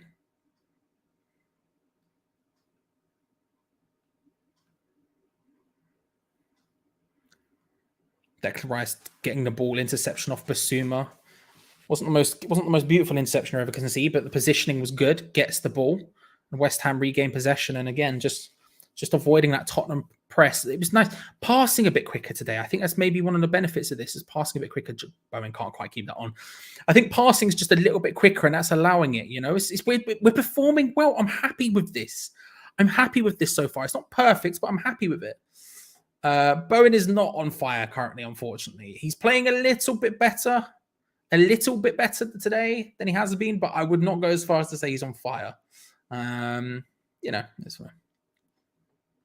For me, Cresswell is a liability, but it should be useful to do a job as a left-sided centre back. I think he's maybe. I think it's maybe harsh to call him a liability. Does he have a mistake in him? Yeah, but it's not to say none of our other defenders don't either. Do you know what I mean? I think he's all right, but I like I say, I fully get why people are saying this before.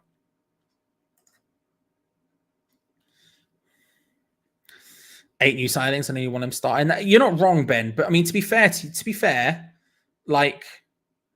There's only, I guess there's 4 on the bench or something like that, isn't there? I mean, like our big ones are injured. Skamaka, Aguerd, both injured. Emerson, I'm not convinced if he's an upgrade on Cresswell yet. He's good to have. He's an upgrade on Masuaku. Always a good ball over the top of Kane, but maybe that first touch, if he managed to get that control, would have been more dangerous. But Kehrer travels well with him. Now Kane, it's a nice reverse pass through, but Fabianski reads it well. The idea was good. The defense was sort of just completely and utterly standstillish, but yeah. I mean, you look at Emerson, who could start today. I'm not convinced. Good luck, my friend. I hope you have a grand old day. I hope you're having a grand old time in here at work. Let me know what you order. 69. It's very important. Cornet, like I say, Emerson, I'm not convinced is an upgrade on Cresswell yet. He's a huge definitive upgrade on Masuaku, but I'm not convinced he's great on Cresswell yet.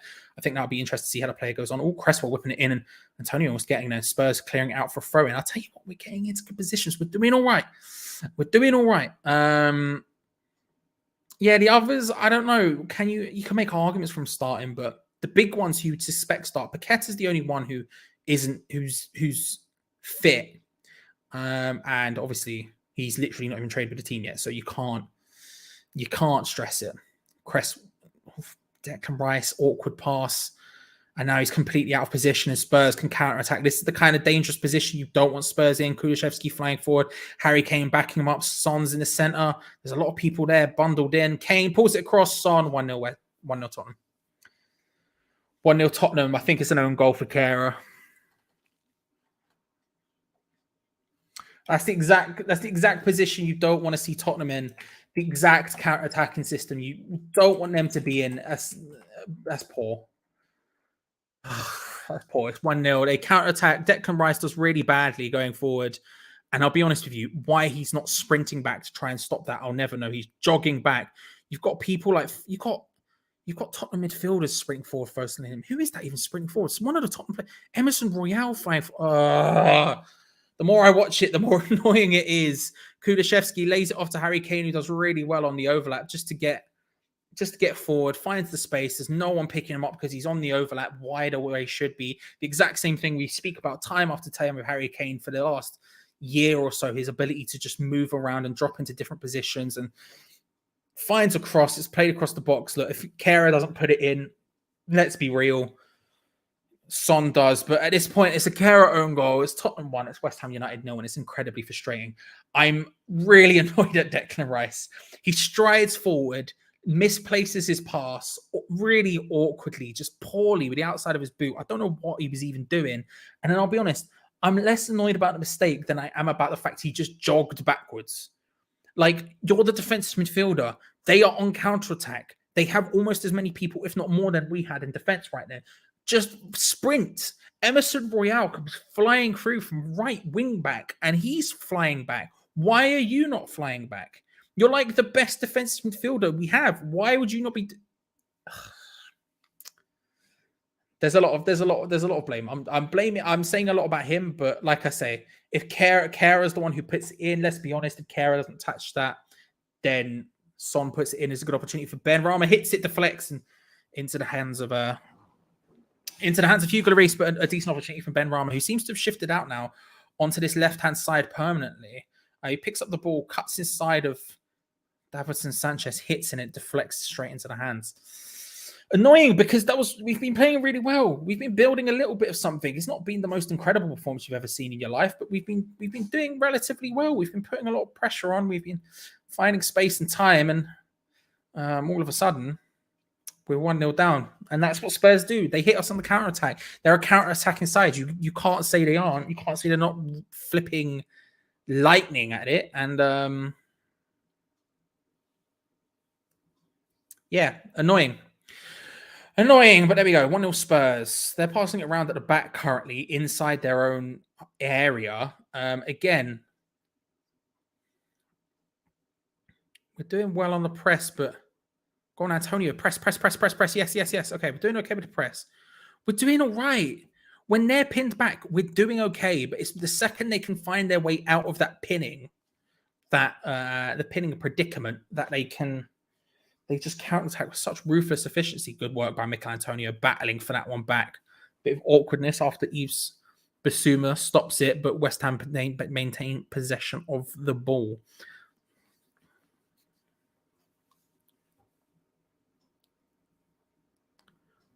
Kara across to Zuma. Declan Rice, who's now at the back,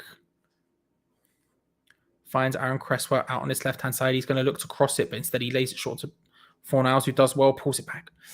Bowen was there. It's going to be a corner. Going to be a corner off Davinson Sanchez.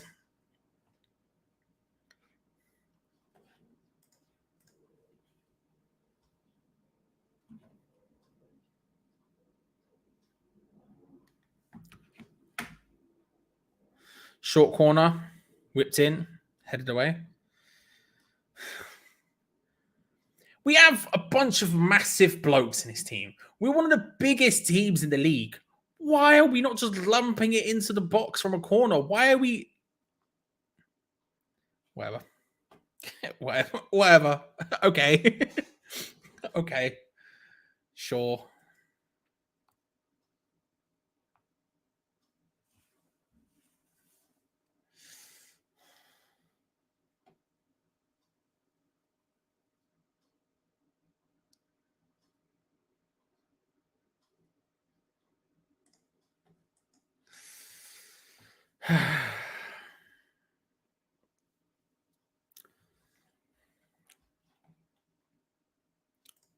We're doing okay. It's annoying because we're 1-0 down and the short corner nonsense is so stupid. But we're doing all right, you know? We're dealing with it okay. It's just when Tottenham can find their way out of that press in a counter-attack, then it's a big issue for us. When they're not counter-attacking, but they find a way out of the press, if they can slowly pass their way up to the halfway line and watch us retreat like we usually do, that's okay. We deal with that relatively well. It's a bit squeaky bum, but it is what it is, right? That's just the way West Ham United play under David Moyes. But it's when we have them pinned back and they sort of they can find the way out of that press, then that's when it becomes an issue. And that's exactly what happened there. You know, Declan Rice strode forward. Declan Rice literally stopped and told Pablo Fornals to pass the ball backwards, who just refused to do it, by the way. Jarrod Bowen goes down. The referee is completely and utterly unmoved, and Soufal is eventually bullied off the ball. Bowen's still down on the floor. Wouldn't mind if he got up. It's frustrating because we're nowhere near as bad as we have been this season, but the result is still the same. Tottenham on counter-attack. Son, that's a very, very, very heavy touch, and Fabianski collects that. That was scary for a second. Like I say, we're doing all right.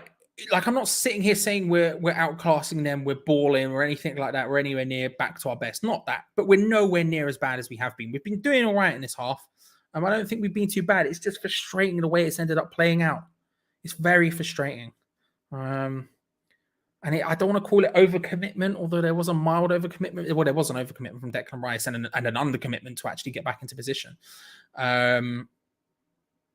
Yeah, it's difficult. And obviously Harry Kane at his best is difficult to deal with because he shifts out onto the right-hand side and just finds space that he shouldn't. It doesn't make any sense for him to be in, and it's kind of useful. I don't know.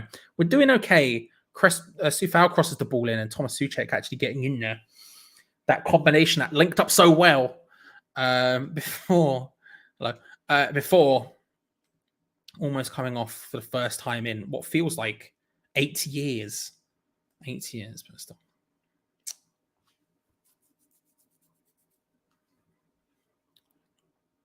Here's what I'll say, Alex. This is my opinion on the matter, right? Not that anyone asked for it, but screw it. We're here now. I'm saying it. Stop me. I've never liked David Moyes. Ever. I wasn't super keen when we got him the first time. I was fine when he left. I didn't like the Pellegrini appointment, but that is what it is. And I didn't particularly like it the second time. And I'm not a huge fan of him now. But I'm nowhere near saying Moyes out at this point. I think he deserves time to turn it around, given what we've achieved under him the last couple of seasons. I think he deserves time to try and turn it around. That's my opinion on the matter. And again, this is coming from someone who really, really does not like David Moyes, because I don't. But that's my opinion on the matter. Kane short. Again, just coming short, linking up well. See, this is the kind of position where I'm not too concerned about it, right? Tottenham have the ball in our half, and we're very deep. Well, I don't see. We're not that deep, actually. We're doing okay. We're sort of moving slowly with them, but they've sort of not got many options, and they are almost as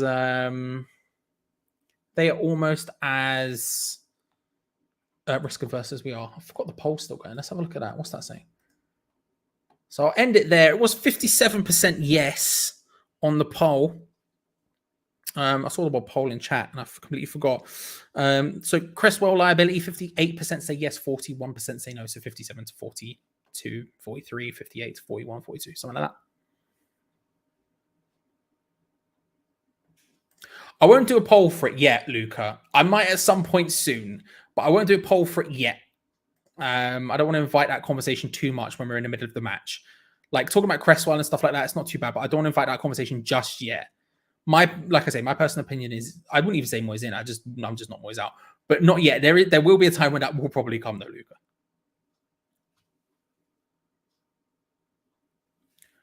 Boom, boom, shaka laka, boom, boom. What a song! What a song, by the way. Nothing to do with Moyes, just what a song.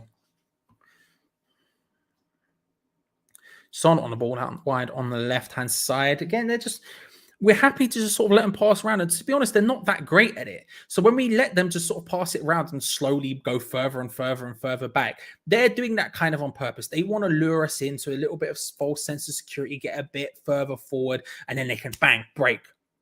But we're doing okay with that. And when they're in that position, we do all right with the press. And there was that period of time where we were really benefiting from it. They were all 6s and 7s. Davinson Sanchez specifically was just a complete mess. And we should have capitalized on it, and we didn't. And the problem is they capitalized on one opportunity. So when they counterattack, it's scary. But when they're in this position, you know what I mean? You know what I mean?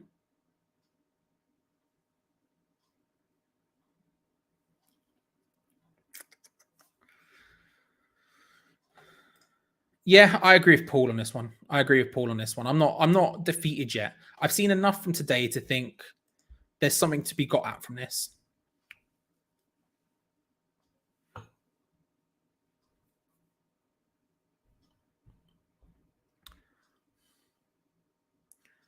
Sufal just battling with Davis there, wins it. Well, we're going to get a throw in, and we actually throw it. We keep possession. We do it quickly again. It wasn't any advanced position. So there's no point of Tottenham pressing us for it. But, you know.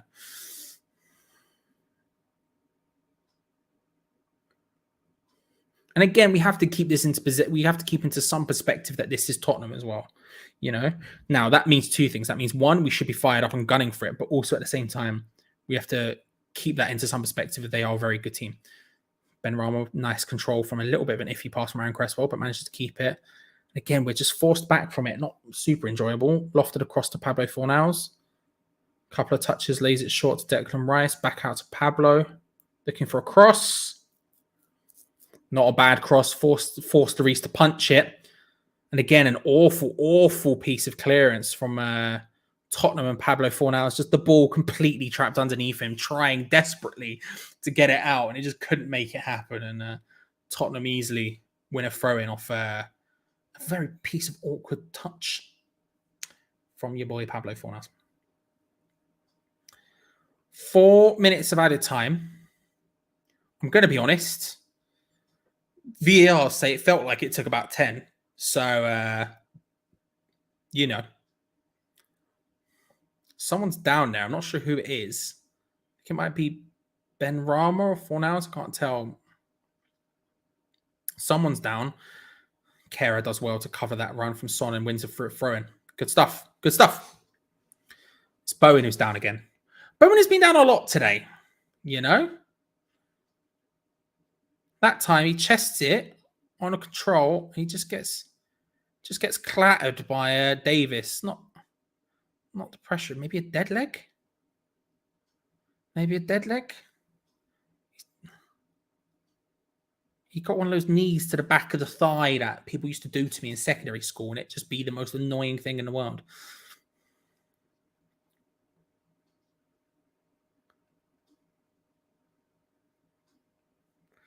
I think that's fair from Lewis. Neither side have been that good, but Spurs have more gears they can go. We just look off form still and don't know how much about us. I think that's fair. I would disagree on the last part to an extent, but I do think that's very fair. I think we've been better more often than we haven't been. I think we've been better more often than we haven't been, and that's given us a little bit of an opportunity that we could have capitalized on. We didn't, but we could have. But I think that's a fair comment, Lewis. Short throw to Antonio, who then just do you know what? It's not worth talking about. I'm not going to lie to you. Spurs have the ball next to their penalty box, is what I'll say. A throw in.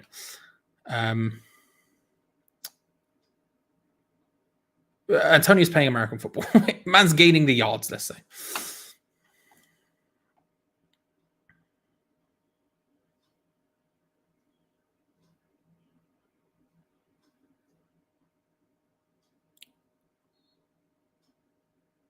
Tottenham going to take the throw with Perisic, lobs it forward.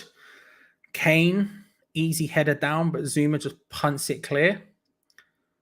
Tell you what, Antonio does well against Dyer there, but apparently offside.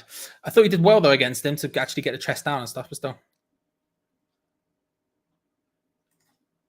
If you're talking about the one on the post, I think that would be harsh to say he had to score it. It was really nice from him. I'm surprised he hit the post. Usually that would be wide. If that's the one we're referring to, I don't actually know. Frustrating, but I think there's something there. But yeah, that would have been really good. That would have been really good. Unfortunately not.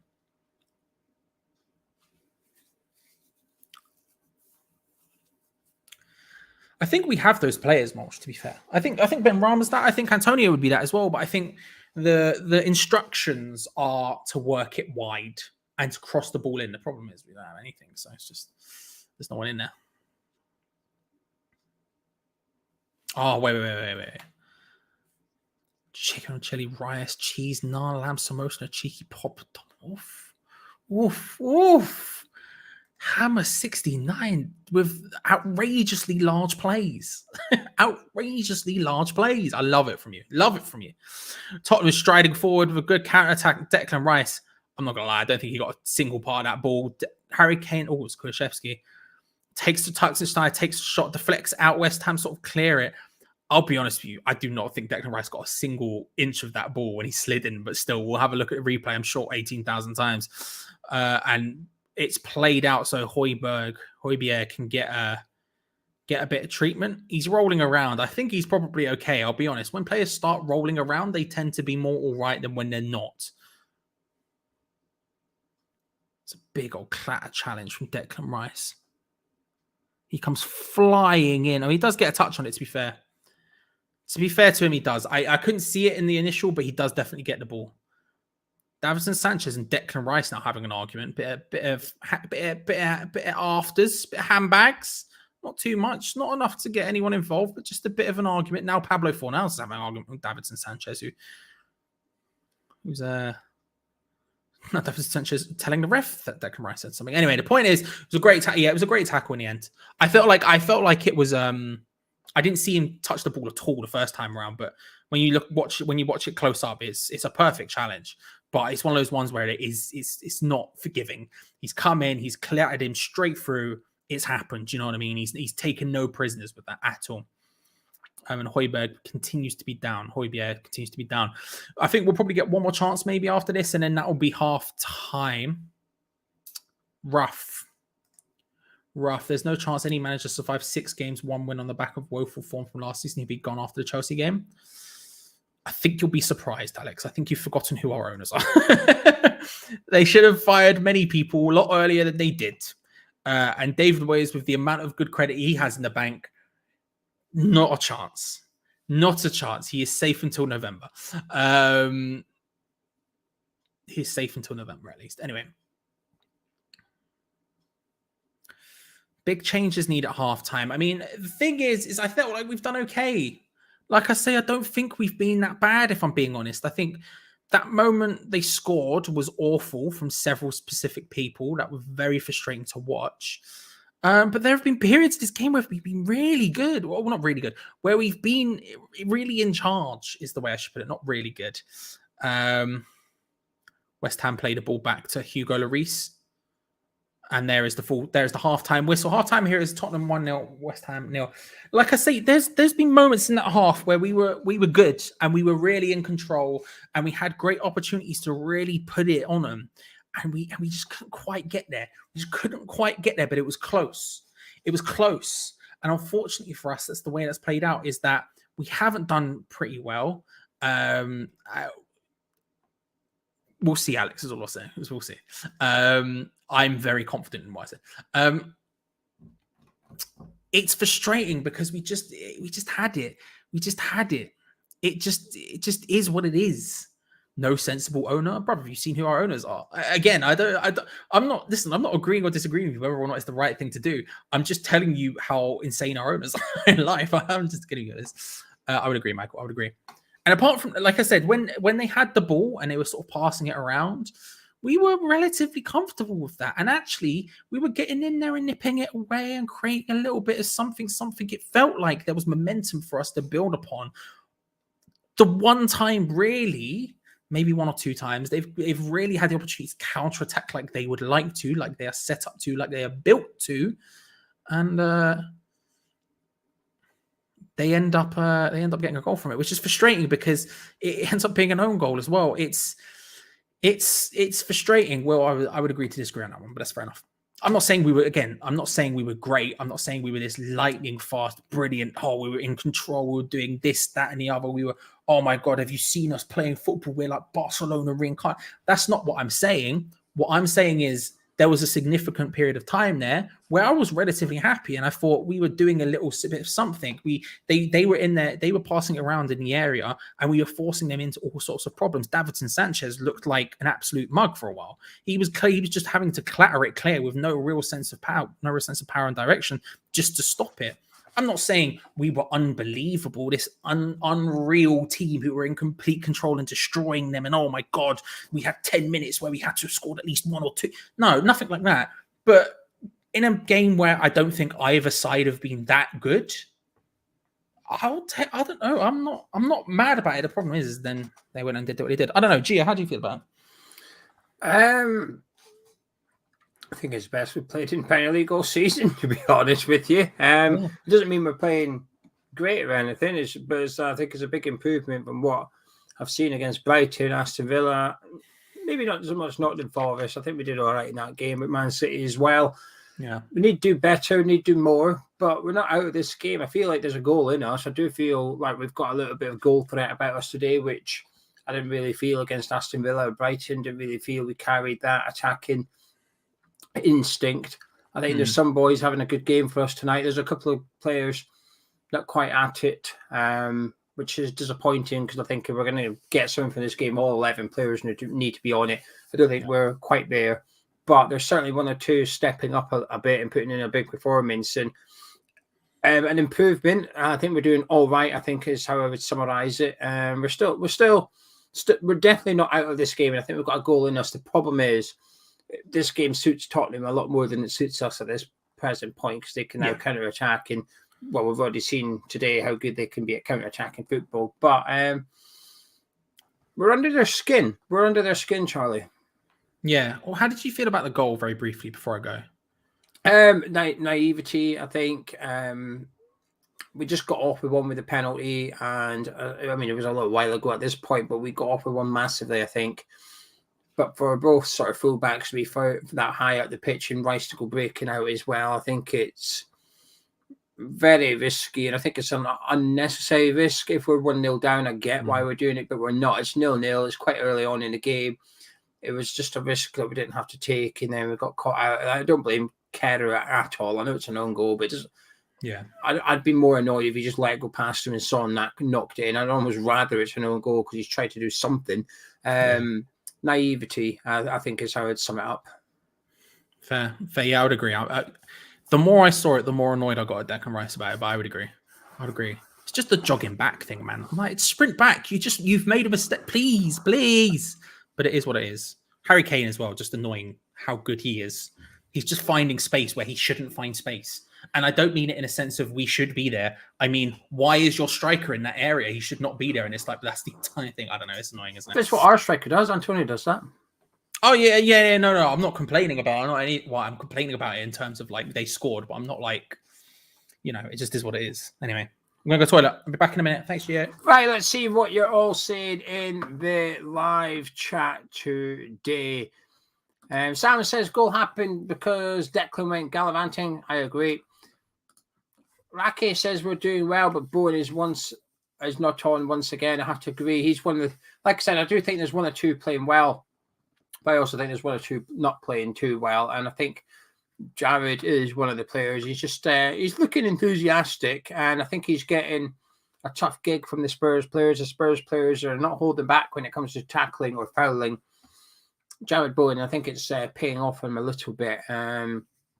We've got options on the bench, though. There is a like-for-like substitution there for Jared Bowen. You can bring on Maxwell Cornet if he wants to. You can bring on Paquetá. We're all itching to see him, but is it the right substitution? Moyes has options today. Al says, loose pass again on the chat. Let Spurs in for the goal. Happens all the time. Harry says, Benrahma finding as much space as Kane. I've been impressed by Benrahma. I think he's picking up some really good pockets of space in behind Højbjerg and Bissouma. We need to keep getting the ball to him. On a couple of occasions we have, he's turning, he's running at the Tottenham defence. That ball he released to Jared Bowen was perfect. A team effort from a player lacking confidence, that was, I think, with Jared Bowen. He shouldn't have been taking that effort on with his weak foot from there.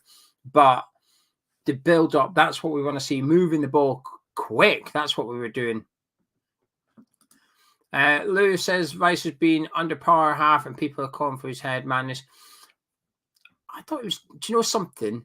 I thought Rice was playing okay. I don't think he's having a bad game. I think it's a big improvement from what we've seen from him so far this season. I think he's had a poor season so far, but today I feel like I'm seeing a bit of a better Declan Rice. Yes, he is at fault for the goal. Before someone twists my words, I'm not saying he wasn't. He was, but in general, I don't think he's having that bad a game.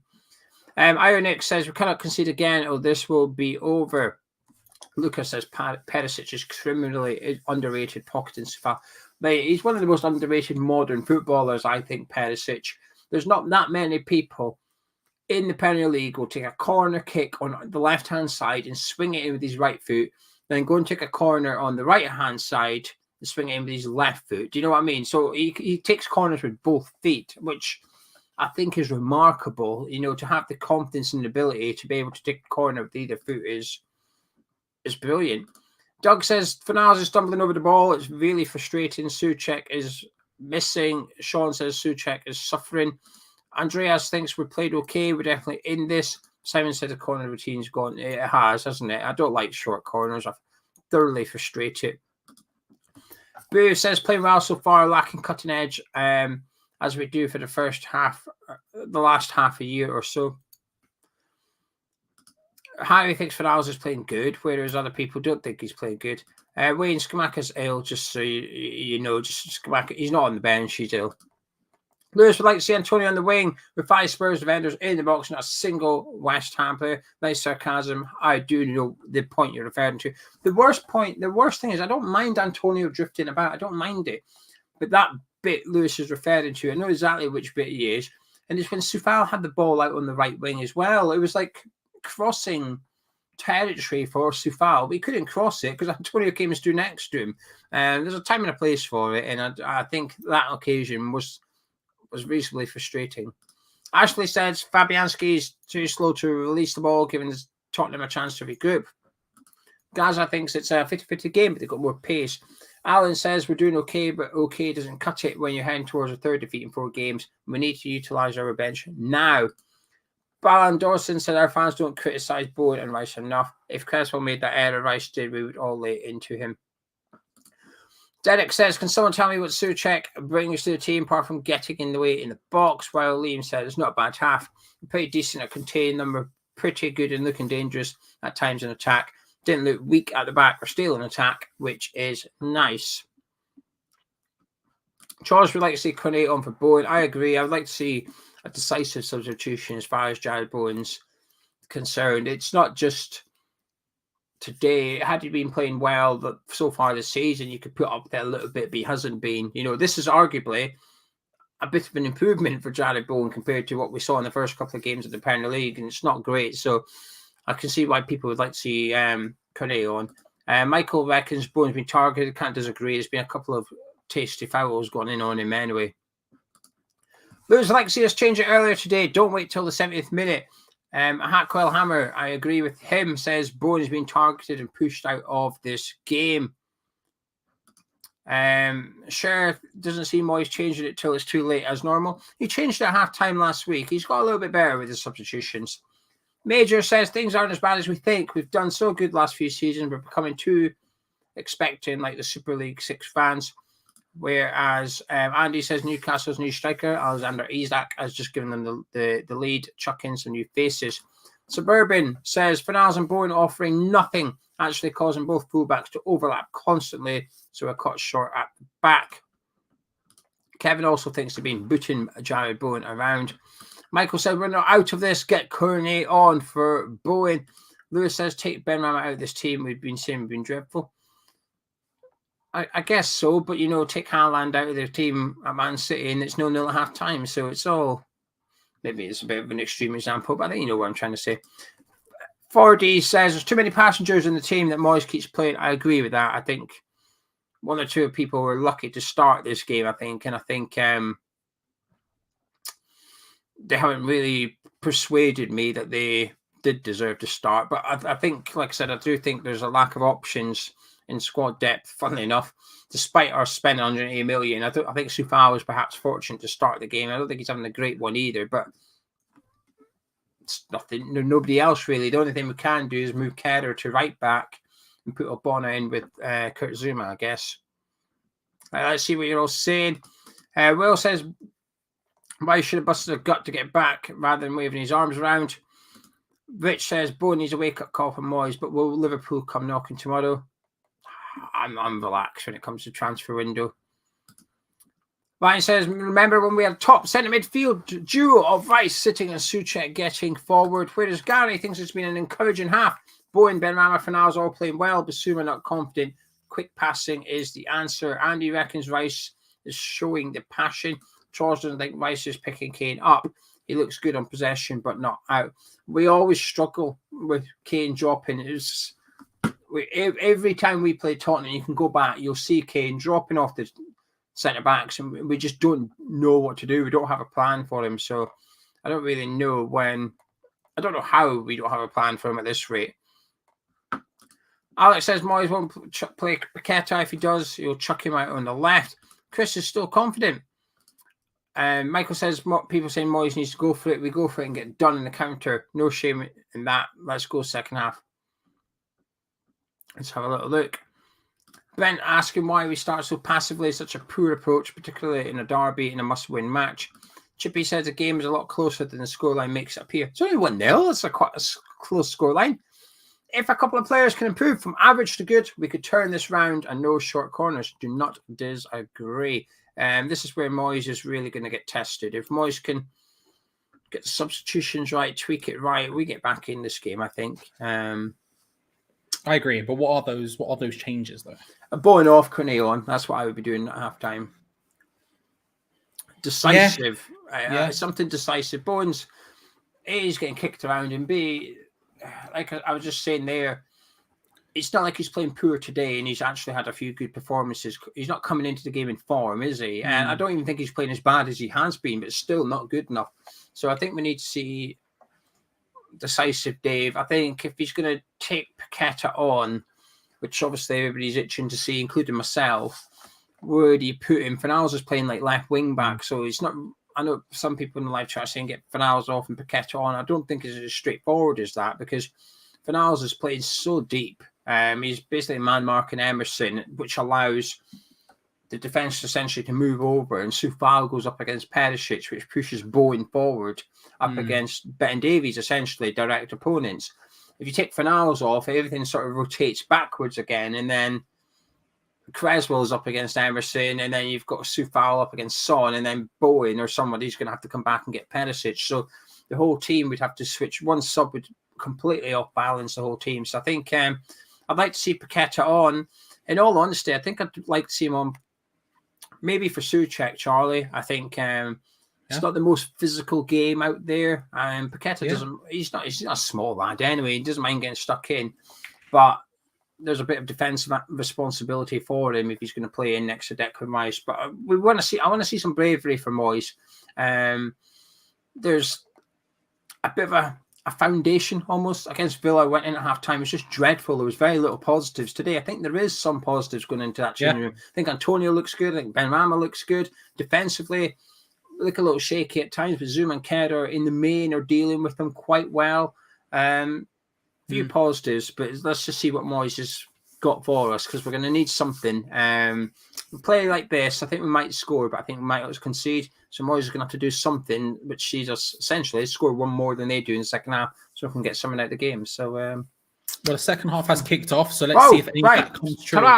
Enjoy yourself, Geo. Good luck. If you'd like to hear more actual knowledge and not stupidity from me, then hey, make sure to stick around until full time, when Geo will be back with Gonzo for a live match review. So stick around until then, because I will be live throughout the rest of the time. Like the video if you haven't already, subscribed, all that good stuff. We're starting off strongly. Pablo Fornals on the ball. No changes at halftime, but we are moving the ball around and controlling it right now. Kurt Zouma hooks it across towards Vladimir Soufal. He's got Antonio in the center trying to look for a little bit of a run, and easily headed away from Eric Dyer in the end. And Tottenham slowly trying to pass the ball away and manage it. Let's see. I like what Gio was saying there. Like I said, I know I'm too polite. I should just go, it's tight. I need to come up with a hand gesture like this the Team America secret signal. Do you know what I mean? That means the half started. Do you know what I mean? Something like that. Just to let Gio know. It's because I was late, because there was a massive accident with some milk in the fridge. Anyway, we'll see. No changes at halftime for either side, as far as I can tell. Not for us, at least. I don't know about Tottenham. They haven't really had the ball. Let's have a look, because they're passing it around. Don't believe any changes anyway. We've also got a team rolling across the bottom of the screen. Don't believe there are any changes.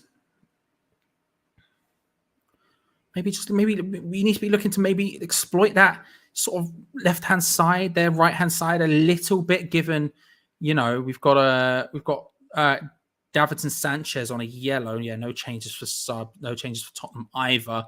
Højbjerg looks like he's hobbling about there.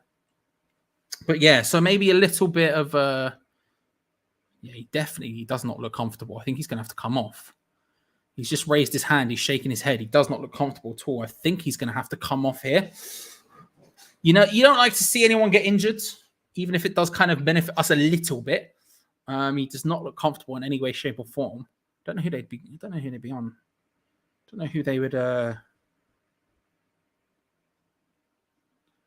skip, I guess, would be coming on.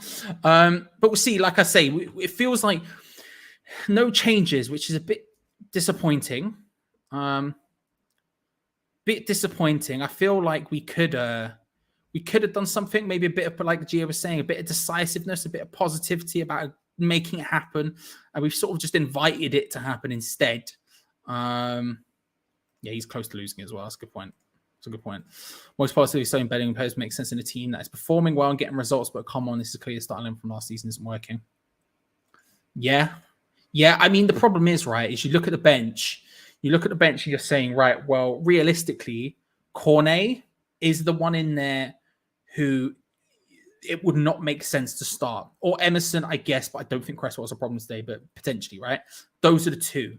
Paquetá literally hasn't even trained with this team before, let alone played any football with them. So I understand that one to an extent. But those are the two. Do I agree? Yes, I do. I think we need to be a bit more more further forward, but I don't really understand why he does that in the first place anyway, still.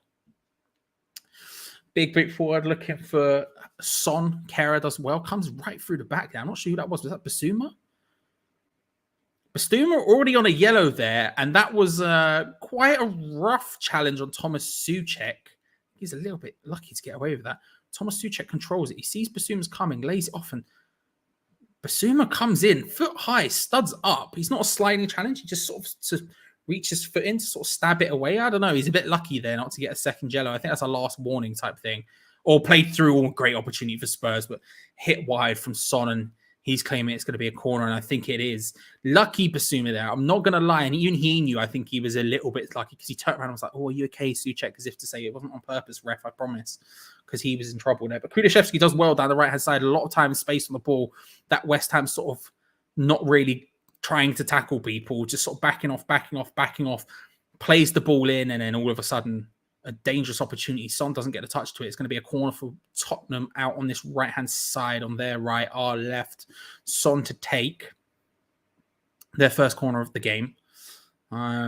We should deal with this. We're okay from corners. We should deal with this. It was a bad corner anyway. We forget that. It's fine. It does come straight back out to Son, though, who finds a bit of space. Kulusevski trying to just hold off side. Benrahma does well. Turning left, right, centre. Declan Rice gets a block in. Deflects away into the feet of Son, and Tottenham forced all the way back to Emerson Royale in the centre circle. Plays it back to Hugo Lloris. Now, a bit of pressure from West Ham. Cut those passing lanes off. Micantonio's going for it, to be fair. Jared Bowen went and stood on Højbjerg, which was maybe a mistake. I don't think they're going to pass to the guy who's injured, but still.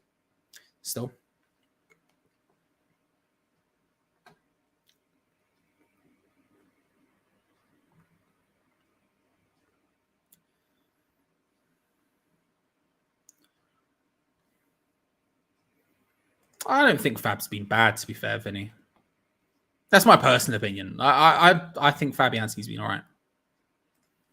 Played over the top. Harry Kane just battling with Zuma, does well. Pulls it back, looking for Kulusevski. It's a good block from Aaron Cresswell in the end. Just recovering, fighting with Kulusevski on the way back, but just manages to get there first.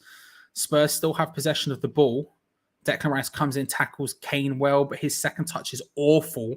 Straight back to Kane. Straight back to Tottenham again.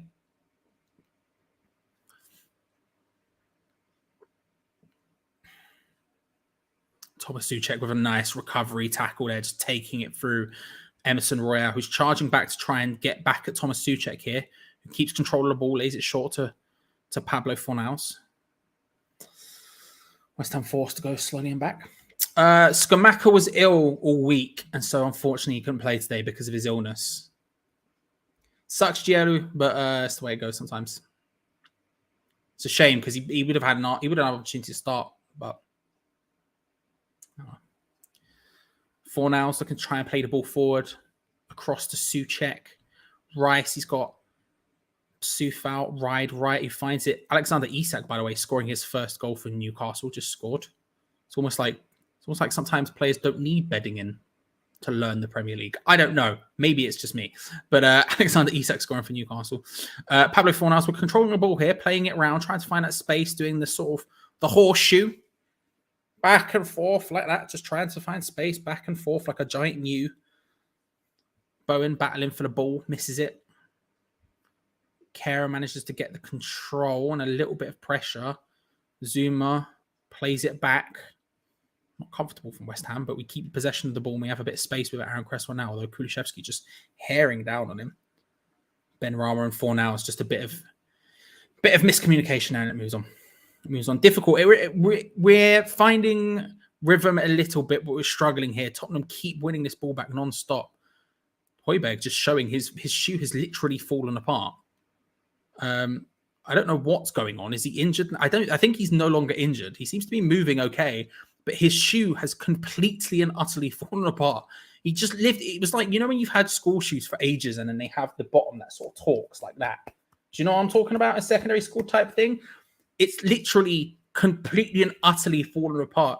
The West Ham fans are booing now that he's had to sit down, but it's, to be fair, he literally only has one shoe.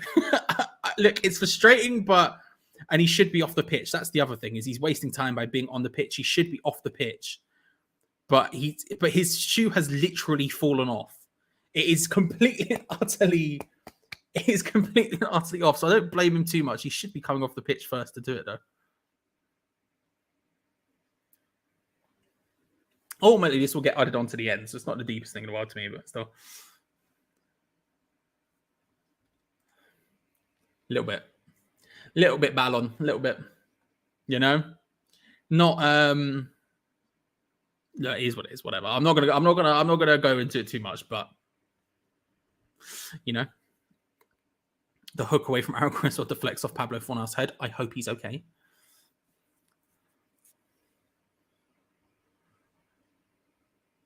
Spurs passing it around at the back. Oh, Antonio getting in with a press nicely. Forces a throw in. There we go. That's what I'm saying. Just a little bit of that pressing, a little bit of that pushing when they're in that position. And Spurs aren't very good at it, dealing with it. Short throw quickly, nicely. Antonio, Souček. Oh, in the bin. Get in the bin. West Ham United 1, Tottenham 1. Thomas Souček with the goal from a throw-in. From a throw-in, bruv. When have you ever seen West Ham score from a throw-in? Never. Mate, yes. The big man, Thomas Souček with the goal. It's well done from Mikel Antonio. Yes. It's 1-1. Not a semblance of doubt. All of the time wasting doesn't go on. There we go. West Ham United 1, Tottenham 1. Let's go. Quickly taken throw-in. Soufal takes it quickly. Antonio with a nice control. Then the nice little return, swinging, flick through with the outside of his boot, just into Thomas Souček, running forward.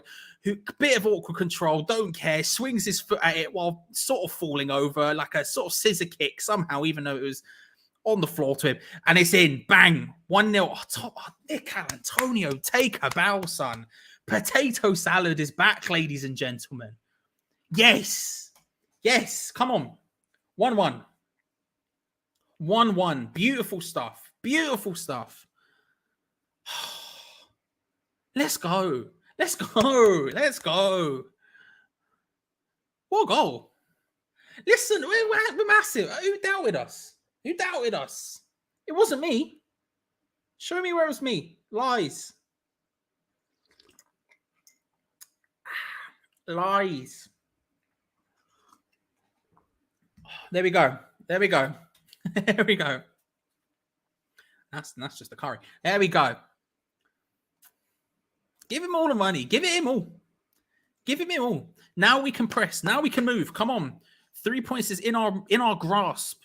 Like I said, we did well in the first half. We were finding opportunities. It wasn't unreal, but we were doing the best we have. And now we've come out. We're doing it again. Oh, nice bit of skill. Mikel Antonio's on it right now. Good ball across, a little bit slow, but we got there.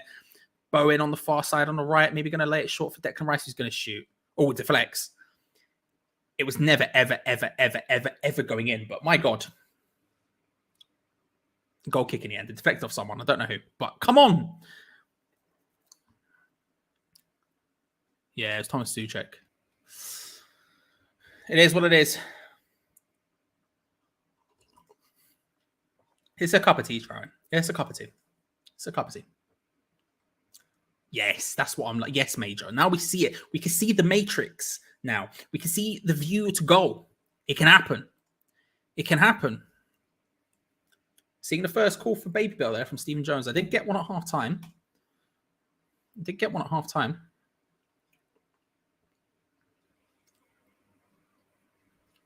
Let's go. Let's go. Tottenham trying to play the ball forward, but we're crowding them out well. Ben Rama can't quite get the control on that one. Come on. Come on. Come on. Bell. Come on, lads. So happy was tearing up there. Let's go, Zach. Let's go. The finish, the pass. It's all just beautiful. It was all just beautiful.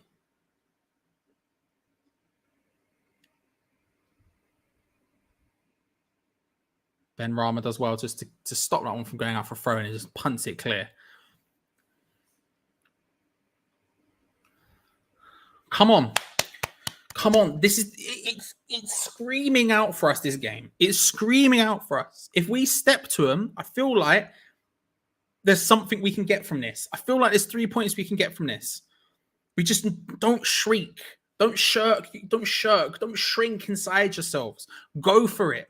Moyes, step to it. And we can do something here. We can make it happen. That's all we need, is just a little bit of that. Just a little bit of confidence, a little bit of stepping into it. This is what I'm saying. This is the panic. This is what I'm saying. When you push them, they panic and they're not great at it. I'll be honest, they're not great at dealing with it. That's where our goal came from. That's where we've had opportunities before. Whipped in, headed away and cleared from West Ham. Second bell shout in quick succession.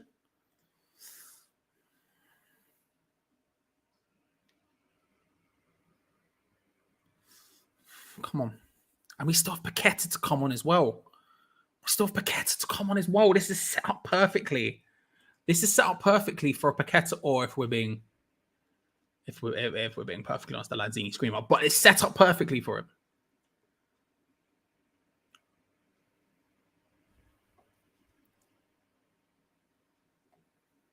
Mixale, good to see you, my friend. Hope you're well.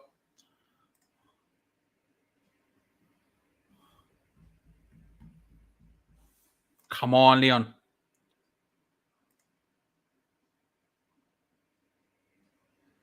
Deserve a bell. Bell only if Paquetá comes on. Cheese it.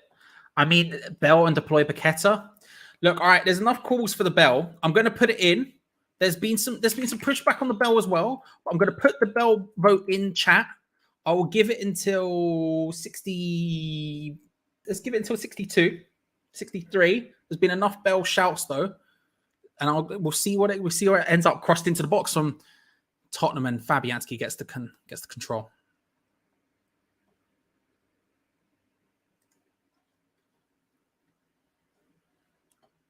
Disney has Paquetá scoring in the 92nd minute, mate. If it happens, yes, exactly. That's exactly what I'm thinking, Major. Let's really get it happen.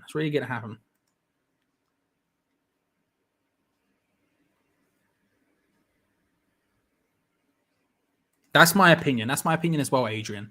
Let's make a change. Just give them something else to think about. Let's keep moving, you know? If you're winning, make a sub. You know, if everything's going perfectly, that's fine. No. But in this position where they're struggling to deal with it a little bit, make a change. Give them something to think about. Bring on someone like Paquetá and really move it. I mean, it's difficult because Thomas Tuchel's obviously just scored, so you can't really do that.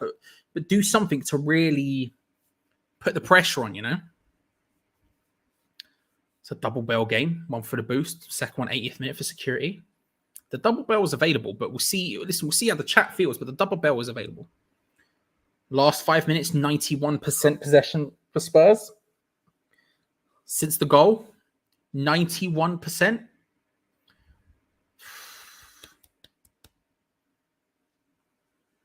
Remember, there's also orange juice available. And another thing that is available is orange juice. We don't have oranges, but orange juice. Cornet to get a bit more pace. I'd like that. Must be a good thing that Paquetá hasn't trained with the team. Surely, Jekyll. You're probably not wrong. I'll give the bell vote 30 more seconds because I completely forgot to count it down and give you a warning. You have 30 seconds left on the bell vote. I'll tell you right now it's passing. So if you feel like it shouldn't be happening, then now's the time to get in there. Pablo Fornals just clattering in. Or clattered by Davinson Sanchez. 10, 9, 8, 7, 6, 5, 4, 3, 2, 1. 69% possession. 69% yes. Nice. Might have just gone down a little bit towards the end there. I think that's 67, but I'll say 69 for the niceness. You know? We're going in, ladies and gentlemen. Davis pulls the ball back. It's dangerous. That's the sort of danger zone you don't like West Ham to be in, that pull back. When we've scored, we've shirked ourselves. We've gone in a little bit, and it's not super fun to watch. I feel like we should be on top of it. WHUFC, first of all, welcome. Good to see you. We eat baby bells for luck round here. When the vote gets called for the baby bell, it's a lucky baby bell. If 3 people say they feel like we need the power of the baby bell, then we put a poll in chat. If that passes, baby bell. We've belled, ladies and gentlemen.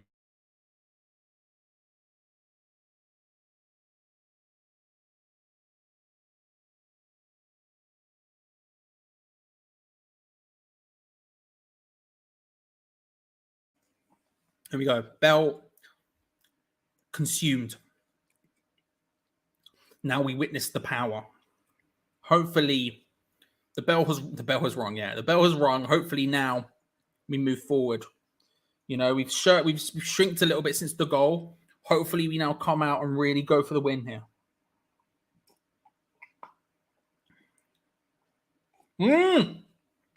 Paquetá, let's go. The bell was rung, ladies and gentlemen. The Paquetá is coming on. Bell equals Paquetá deployed. Let's go. That's what I'm talking about. Yes, David Moyes. What's happened to him the last 2 weeks? The last 2 games, he's lost his mind with these subs. He's going for it all of a sudden. Let's go, David. Come on. Who's he going to replace? I'm not sure, Marley. Not sure. It's a good question. I actually genuinely can't figure it out. I genuinely do not know.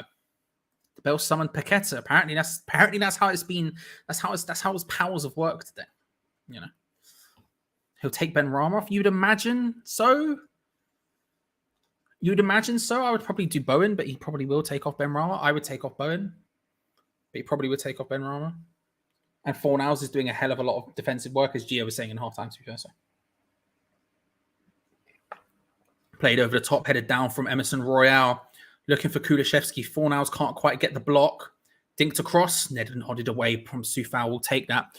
Basuma down to Højbjerg. Again, just nice pressing, forcing them to pass it backwards. The hook forward, and Kera does well to battle with that. He loses out. Oh, it's going to be a free kick. Good work, ref. Cheers. Come on, Kera. Come on, Paquetá. Oh, Areola. Areola's having a little conversation. Oh, Areola's maybe... Oh, yeah, of course, because Paquetá doesn't even speak flipping English. He doesn't even speak English. I forgot about that. So Areola's just translating. Areola just laughing and joking with Randolph.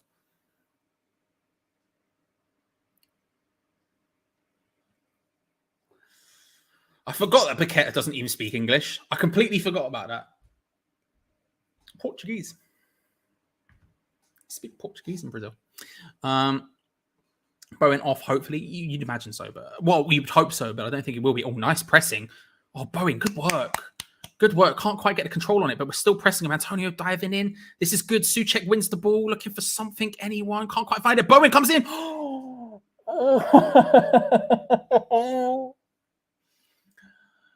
Flipping heck. It's close. It's close. Come on. Good pressing there. Just Tottenham passing it around. I'm telling you, when they're passing it around in the defensive area, just push them, harry them. They don't know what to do. There was a moment there where Souček maybe a back heel to Bowen was open, couldn't quite find it, but he ends up playing it in, and Bowen can't quite get there. Ben Rama is the one to come off. We were 100% correct. It was Ben Rama, but on in his place, Lucas Paquetá. Record signing, 50, maybe, depending on who you listen to, 60 million signing.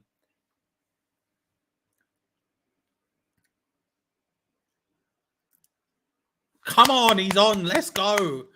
Let's bloody go, ladies and gentlemen. The crowd are up for this. We're up for this. We're doing well. What a team we got, man. What a team. Just Areola reaching in with a little bit of a parlez-vous français. Do you know what I mean?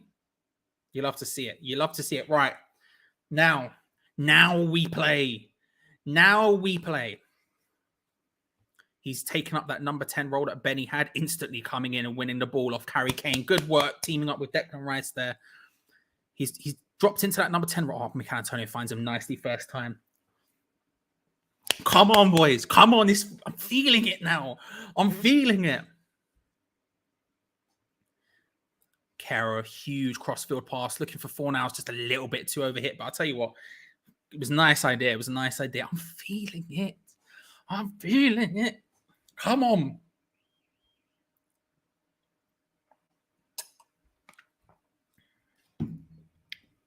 City 6-0 up against Nottingham Forest, by the way, in case you're wondering. Not going well for them. Come on, you Irons. Come on. I feel this now. I feel it. Again, just pressing them. They're passing it around the back and they do not know what to do. Paquetá flying in, tries to win the ball off Sanchez, does well. Antonio slides in. Sanchez goes down unbelievably theatrically there. Usually I'm happy. Usually I'm happy to be like, all right, that's a foul. That was ridiculous. Antonio comes flying in. Does he even touch Sanchez?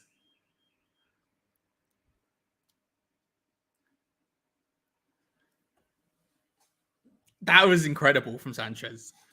That was unbelievable from Sanchez. He went down like something that goes down fast. Do you know what I mean?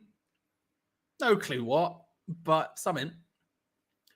Logan, good to see you, by the way. What formation is it now? I think it's still the same. I think it's still 4-2-3-1. Rice and Souček in the double pivot. Fornals on the left-hand side.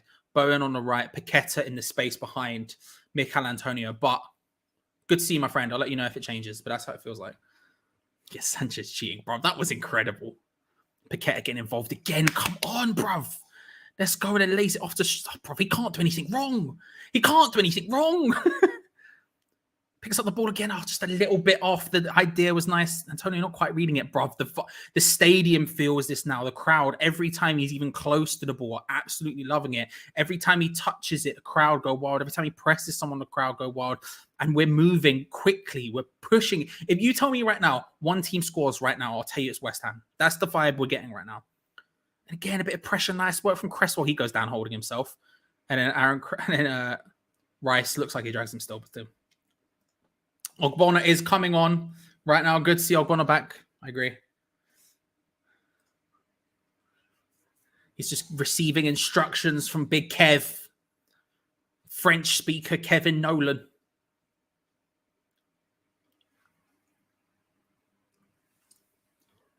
We're going to take a free kick first, though.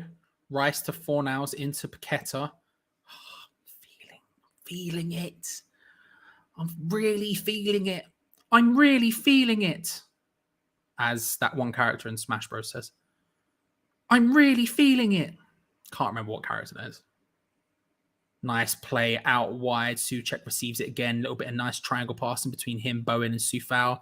Souček does manage to find a way into Coufal somehow. I'm sorry, into Bowen somehow. Bowen loses out. Tottenham scrambling to get it away. Yeah, it was a handball by Bowen. It was a handball by Eternal Nerd 89. Thank you very much for the 179. He went down fast and Katie Price on her new BF. A very 90s reference, very 2004 reference, but you got to respect it. Thank you very much for the 179. It works. It works. Aaron Cresswell coming off. I'd be interested to see whether or not this means a back three, like James is saying. It could be Cresswell. I mean, you could move. Here's the options. You could, of course, put Kara at left back. You could, of course, put Kara at left back. You could even put Ogbonna at left back. Ogbonna has played left back before, not for us. But, he has played left back before.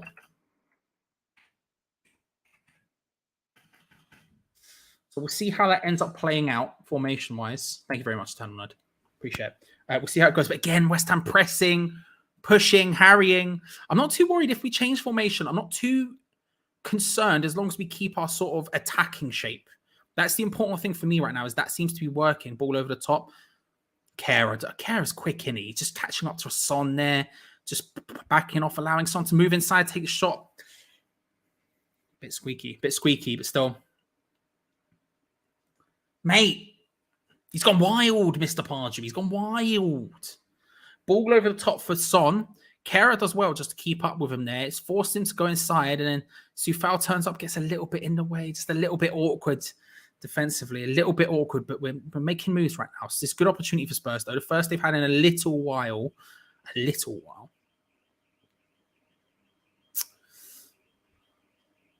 Skamaka's, he was ill all week, so isn't able to play because he was ill, basically, Joe, unfortunately. Played in from Tottenham from the corner, nodded away unsuccessfully. And oh, Jesus Christ. Legendary diver, Davinson Sanchez. with an overhead kick. He's now complaining someone else is making more of something than they should, which is he went for an overhead kick with Thomas Souček, I think, right next to him. A dangerous maneuver. A very dangerous maneuver. But you know. Sorry, Ray. Sorry, bro. Hope you're okay. I don't know. You can't really complain about that. Not going to lie about it. It's a bit, I like Davinson Sanchez. I think he's a pretty good footballer. But my man, please, you were rolling about on the floor like someone had just de-ankled you. And then when you do an overhead kick unbelievably close to Souček's head, you're like, oh, no, I didn't touch him. I don't know about that one, Davinson. Richarlison's going to be coming on for Spurs momentarily. Still.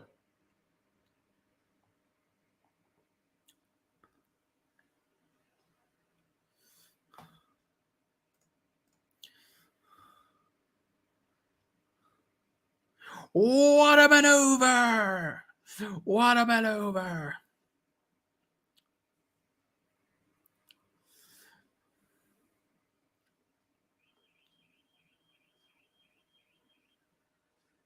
It's an impressive overhead kick. Like, let's be real about it, but Spurs trying to take the free kick quickly. Finds Kulusevski. Good tackle from Pablo Fornals. Comes away with it a second time well. He's got Declan Rice on the overlap for some reason. Paquetá's on the inside. Can't quite. To be fair, it would have been an incredible pass if you managed to find him. There we go. Played out wide to Soufal. He's got the option short of Paquetá. He decides to go down to the line, drive it in. Can't quite hit it. Fornals. Close. Played out wide there. Soufal with all of the time and space just takes on Perisic, who just is sort of hesitant to try and step into him.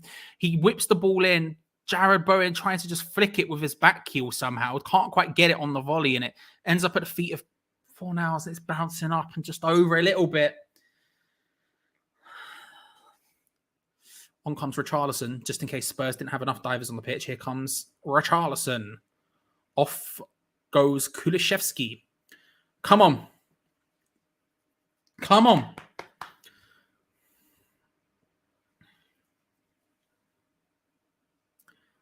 Richarlison streaming forward. He has Kane ahead of him. It's a nice pass around the back. Maybe a hint of offside. Good block, though, by Kehrer. Kehrer follows him and covers him well. Kane was just running through on the last man. Everyone was just staring at Richarlison. There were two players on Richarlison there. You had Kurt Zuma just looking at him. Declan Rice was next to him. Ogbono was there. Declan Rice trying to come back, can't find a space. Harry Kane found round the back even. And the hit is good block from Kehrer. It does look kind of like a back three. With Soufal wide right and Fornals wide left. Played in from Son, an equally awful corner than the first one. Hits, I think that was Pablo Fornals, whose clearance was, not going to lie, probably as bad as the corner was, but still. Liverpool have equalised against Newcastle. Whipped in from Son, headed away from Zuma, not super successfully. Spurs still have the ball, but this is when we press. Come on, we've dropped deeper a little bit. Since came on and we were absolutely flying, we've dropped deeper a little bit. It's just, again, slightly further back. Tottenham back sort of on top of it in terms of control, in terms of defense. They're sort of a little bit on top again here now. And so we want to be looking for, nice ball around the back, looking for Harry Kane, can't quite find it. We want to be looking to get out back at him, get back at them again, get a bit Ketter on the ball. He was looking really good. There was that moment after he came on was so just vibes was the opinion. This game is still 1,000% there to be won. 1,000% there to be won, but it is going to be it does need us to step up and take it, We're going for a big boot from goal kick, obviously. God forbid we pass it out. The boot from Fabianski is poor and Spurs win possession back. But West Ham get it again. Kehrer looking down the line. Not much to get out from that. Come on. Come on. Good interception, Souček. Come on. Not perfect, but better. Come on.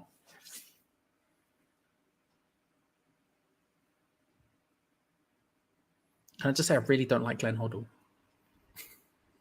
I've never liked Glenn Hoddle. I hate his commentary so much. It just frustrates me. I just don't like him at all. Sure, as a guy, he's a super nice guy, but as a commentator, I think he's just so... I just think he's rubbish. I've never enjoyed his commentary at all. When he was doing it for England, when he's doing it here, I just don't like him. Anyway. Look, they're on the ball now. Spurs passing around the defense, the place where we pressed them before. We got opportunities. Push them. Paquetá's going in for the tackle. Antonio, get the second guy. I know you're tired, mate, but come on. Get Cornet on if we have to. Good tackle, Thomas Souček. Flying in. Not Thomas Souček. Flipping Jared Bowen. Let's go. The 20 look like 28. Come on. And we win the ball back. That's what I want. Karras spreading the ball nicely to Angelo Ogbono. It is good to see him back, to be fair, playing in the Premier League again.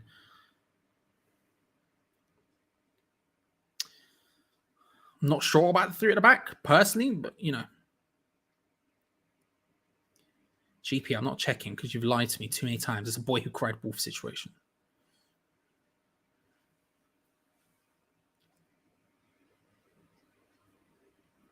Ball forward, looking for Richarlison's found.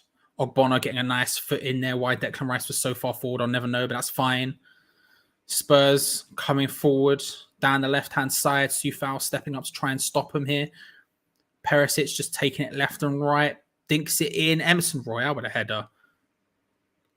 And misses significantly, and it's going to be a goal kick. We'll take it. Come on, this is there to be won, bruv. Let's go. Yes, James. James knows. It's there to be won. Emerson coming on. Cresswell was off with stuff around his ankle, so you don't... especially with rumours during the week that he may or may not have been injured. It's not good to see. But Emerson coming on. We'll take it. I love it when we absolutely boot it upfield. Yeah, we're doing it again. We just did it again. Guess what? Spurs got possession of the ball instantaneously. We have three defenders there to pass to, and we're like, no, watch this. There's less attackers on now. Watch me punt this. Stupid. Emerson crosses it in, headed away from Kurt Zuma. Goes down. He's down. There was a shot from range from Harry Kane, and Lucas Fabianski's just said to the ref, I'm going to boot it out because Kurt Zuma was down.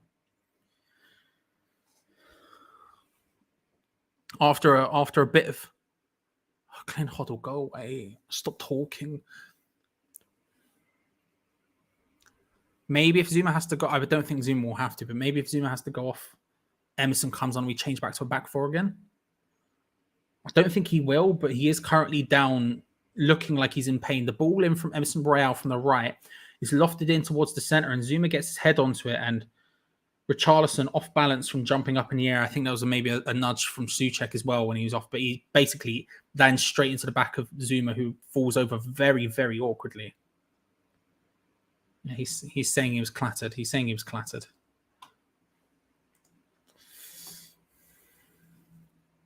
Bet his 4-0's coming off? Yeah, you'd imagine so.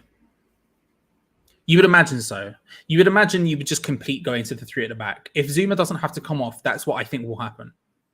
If he doesn't have to come off, then you suspect that's what will happen.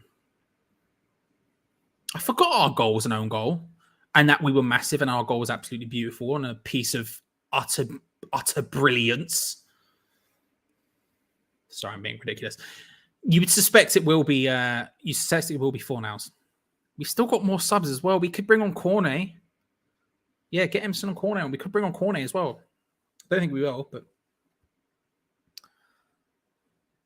Zuma shredded. Jesus Christ, he just lifted up his shirt. Man could grate cheese with those abs. It was beautiful. Late goal drama incoming. It better be for us.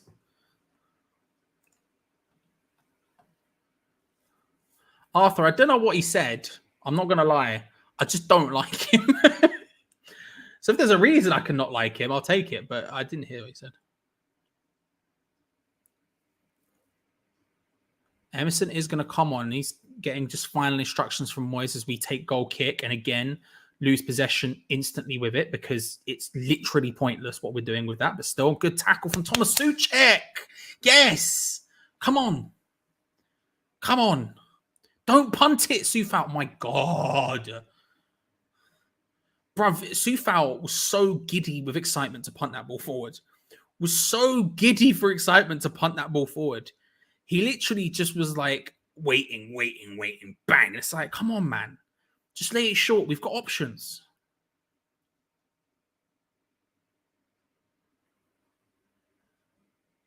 Still no sub. I did just see Fornals looking off to the side, though. I think he thinks he's going to be coming off.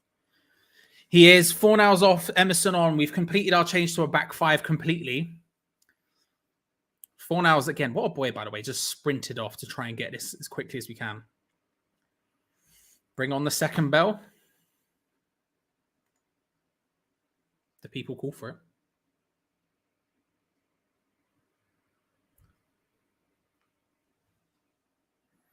Out wide to Emerson, first time on. Rice, get Paquetá involved. There's Paquetá now. Tries to just flick it inside. I'm fine with that. He's trying something. Moyes probably wouldn't be excited with him passing forward like that, but he's trying something. Ball over the top, misses Antonio, but Emerson picks it up on the far side. Lays it short to Rice again. He's got options. Souček. Out wide. To Soufal. Whipped in from Keres. A nice ball in. Antonio can't quite get there. Ogbonna, who's very far forward, pressing. Richarlison will take. Good work. Unfortunately, it is now a back five. We now have a back five. Kera, Zuma, and Ogbonna. And centre-back positions, we have Emerson at left wing-back and Soufal at right wing-back. Rice and Souček in the middle with a front three of Antonio, Bowen, and Lucas Paquetá. That first 10 minutes he was on was like the best time in the world, Joe. He's got a little bit about him. We'll see how it goes, but he's not bad, you know. Better than I thought it would be, to be fair. Bellet, Bell, okay, two Bell shouts in very quick succession. Two Bell shots in a very quick succession. Emerson coming forward, little step over there. Finds Antonio, who just decides that the area is not for him.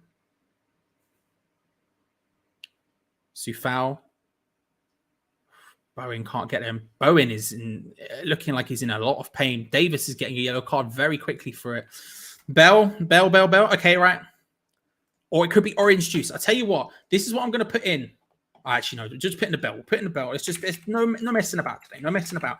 Bell. Yes. No. You know? There we go. Bam. And I'm going to go grab it just in case we go yes, because we're in a stoppage. Bell. Yes. There we go. Ladies and gentlemen, it's here. Thank you. It scared me. The door opened. It was terrifying. I was like, what the hell am I going to die? I'll give you 20 more seconds to vote. 20 more seconds to vote. Got 20 more seconds to vote before I eat the bell, etc. I'm going to unwrap it because I feel like we know exactly what's going to happen here. How terrifying. That was the scariest moment of my life. Girlfriend opened the door because she heard me shouting the word bell. She just threw a bell. Scary. Here we go. Bell poll passes with 80% yes. I'm not even... No fancy stuff. You see that, mate? Get off. We're going to take the free kick from the right-hand side. Whipped in. Header from Zuma. Can't quite get on there. Comes back across. Davis gets the control down and it just lands at the feet of Hugo Lloris. Here we go. The bells are ringing.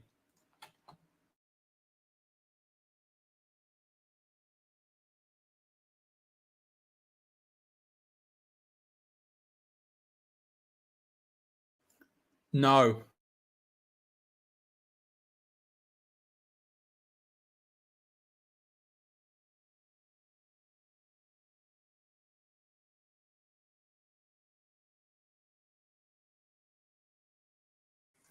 I'll tell you what, that one was rough.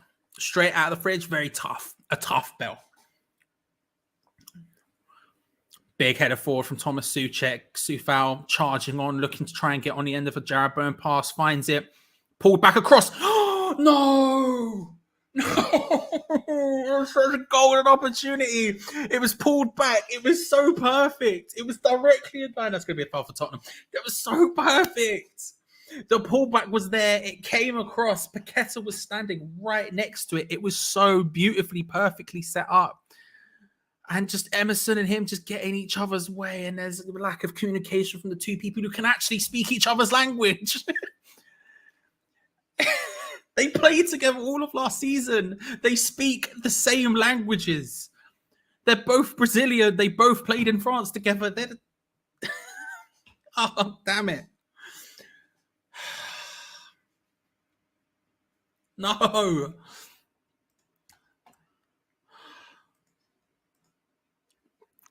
No. Anyway, we go again. Bollocks.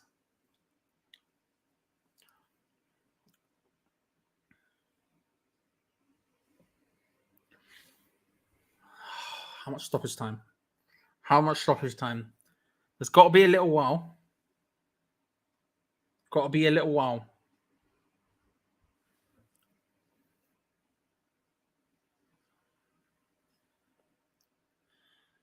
Head it down for Kera. West Ham battling for this. Good. This is a good second half performance. This has been much better than we have been this season by a significant distance. Rice does well, finds Paquetá, loses out, dives in. That's going to be a foul on Emerson, who goes down emphatically again. Yeah, that's going to be a yellow card. Oh, something else is going on off the ball there. Richarlison. I don't know what happened there. I mean, it's Richarlison. He probably went down and started moaning, and then people started having a go at him. Something like that. I don't know exactly what happened. There's going to be a yellow card for Paquetá here. Eric Dyer is screaming at the ref, as is Declan Rice. Paqueta's going to get a yellow. It was a good tackle from Emerson Royale, to be fair. And Paquetá just awkwardly takes him out. He goes down emphatically, but it was definitely a foul. Paquetá gets a yellow card. You love to see it.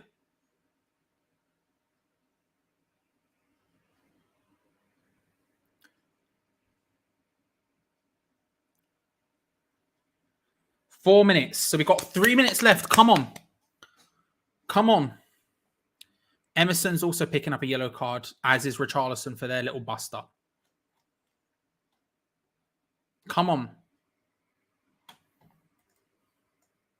I've accidentally opened up flipping. Where's one I look? This one I'm looking for.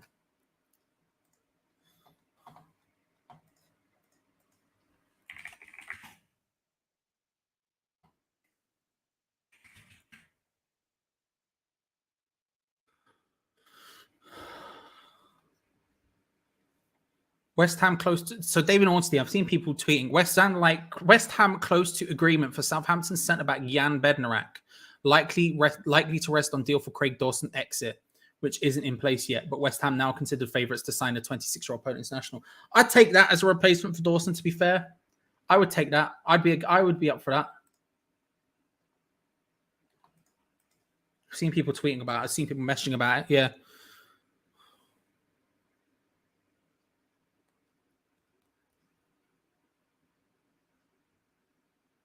Antonio just barged off the ball by Harry Kane. That's fair enough. I don't think that one's bad.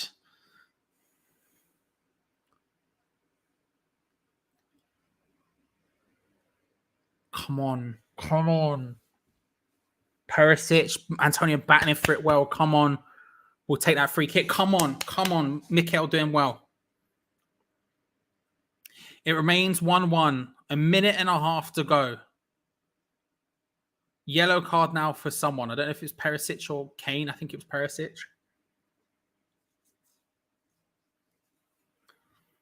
I think the referee's done relatively well today. Don't get me wrong. I think there's been a couple of times he's bought a bit of diving and whatever else. But I think he's done relatively well to control the game today.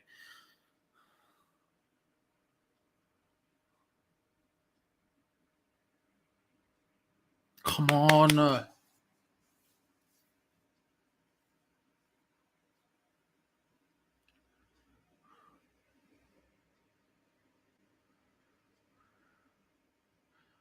I'll remind people, try not to spam. Try not to spam chat. We've got less than a minute to go. Less than a minute to go. Come on, we're so close. We've got to throw in last 30 seconds. We've got to throw in a really advanced position. Soufal's going to take it for the long throw. Paquetá controls, lays it short. Can't quite find Emerson. Played back across, blocked from Sanchez. Richarlison, flipping neck. Bowen. No. Oh. How? How? How?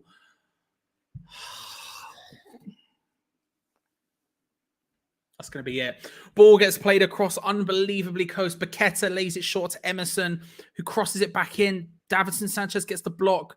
A deflected clearance from Richarlison off Ogbonna.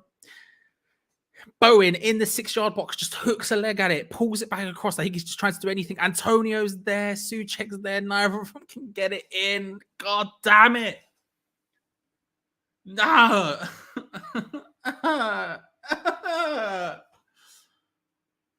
Oh, you're... Very quickly, who's your man of the match today from West Ham perspective? Most person who gets the most amount of votes in the chat when I look at it, Wolverhampton's chat man of the match. God damn it! That's going to be it. That's 100% going to be it, isn't it?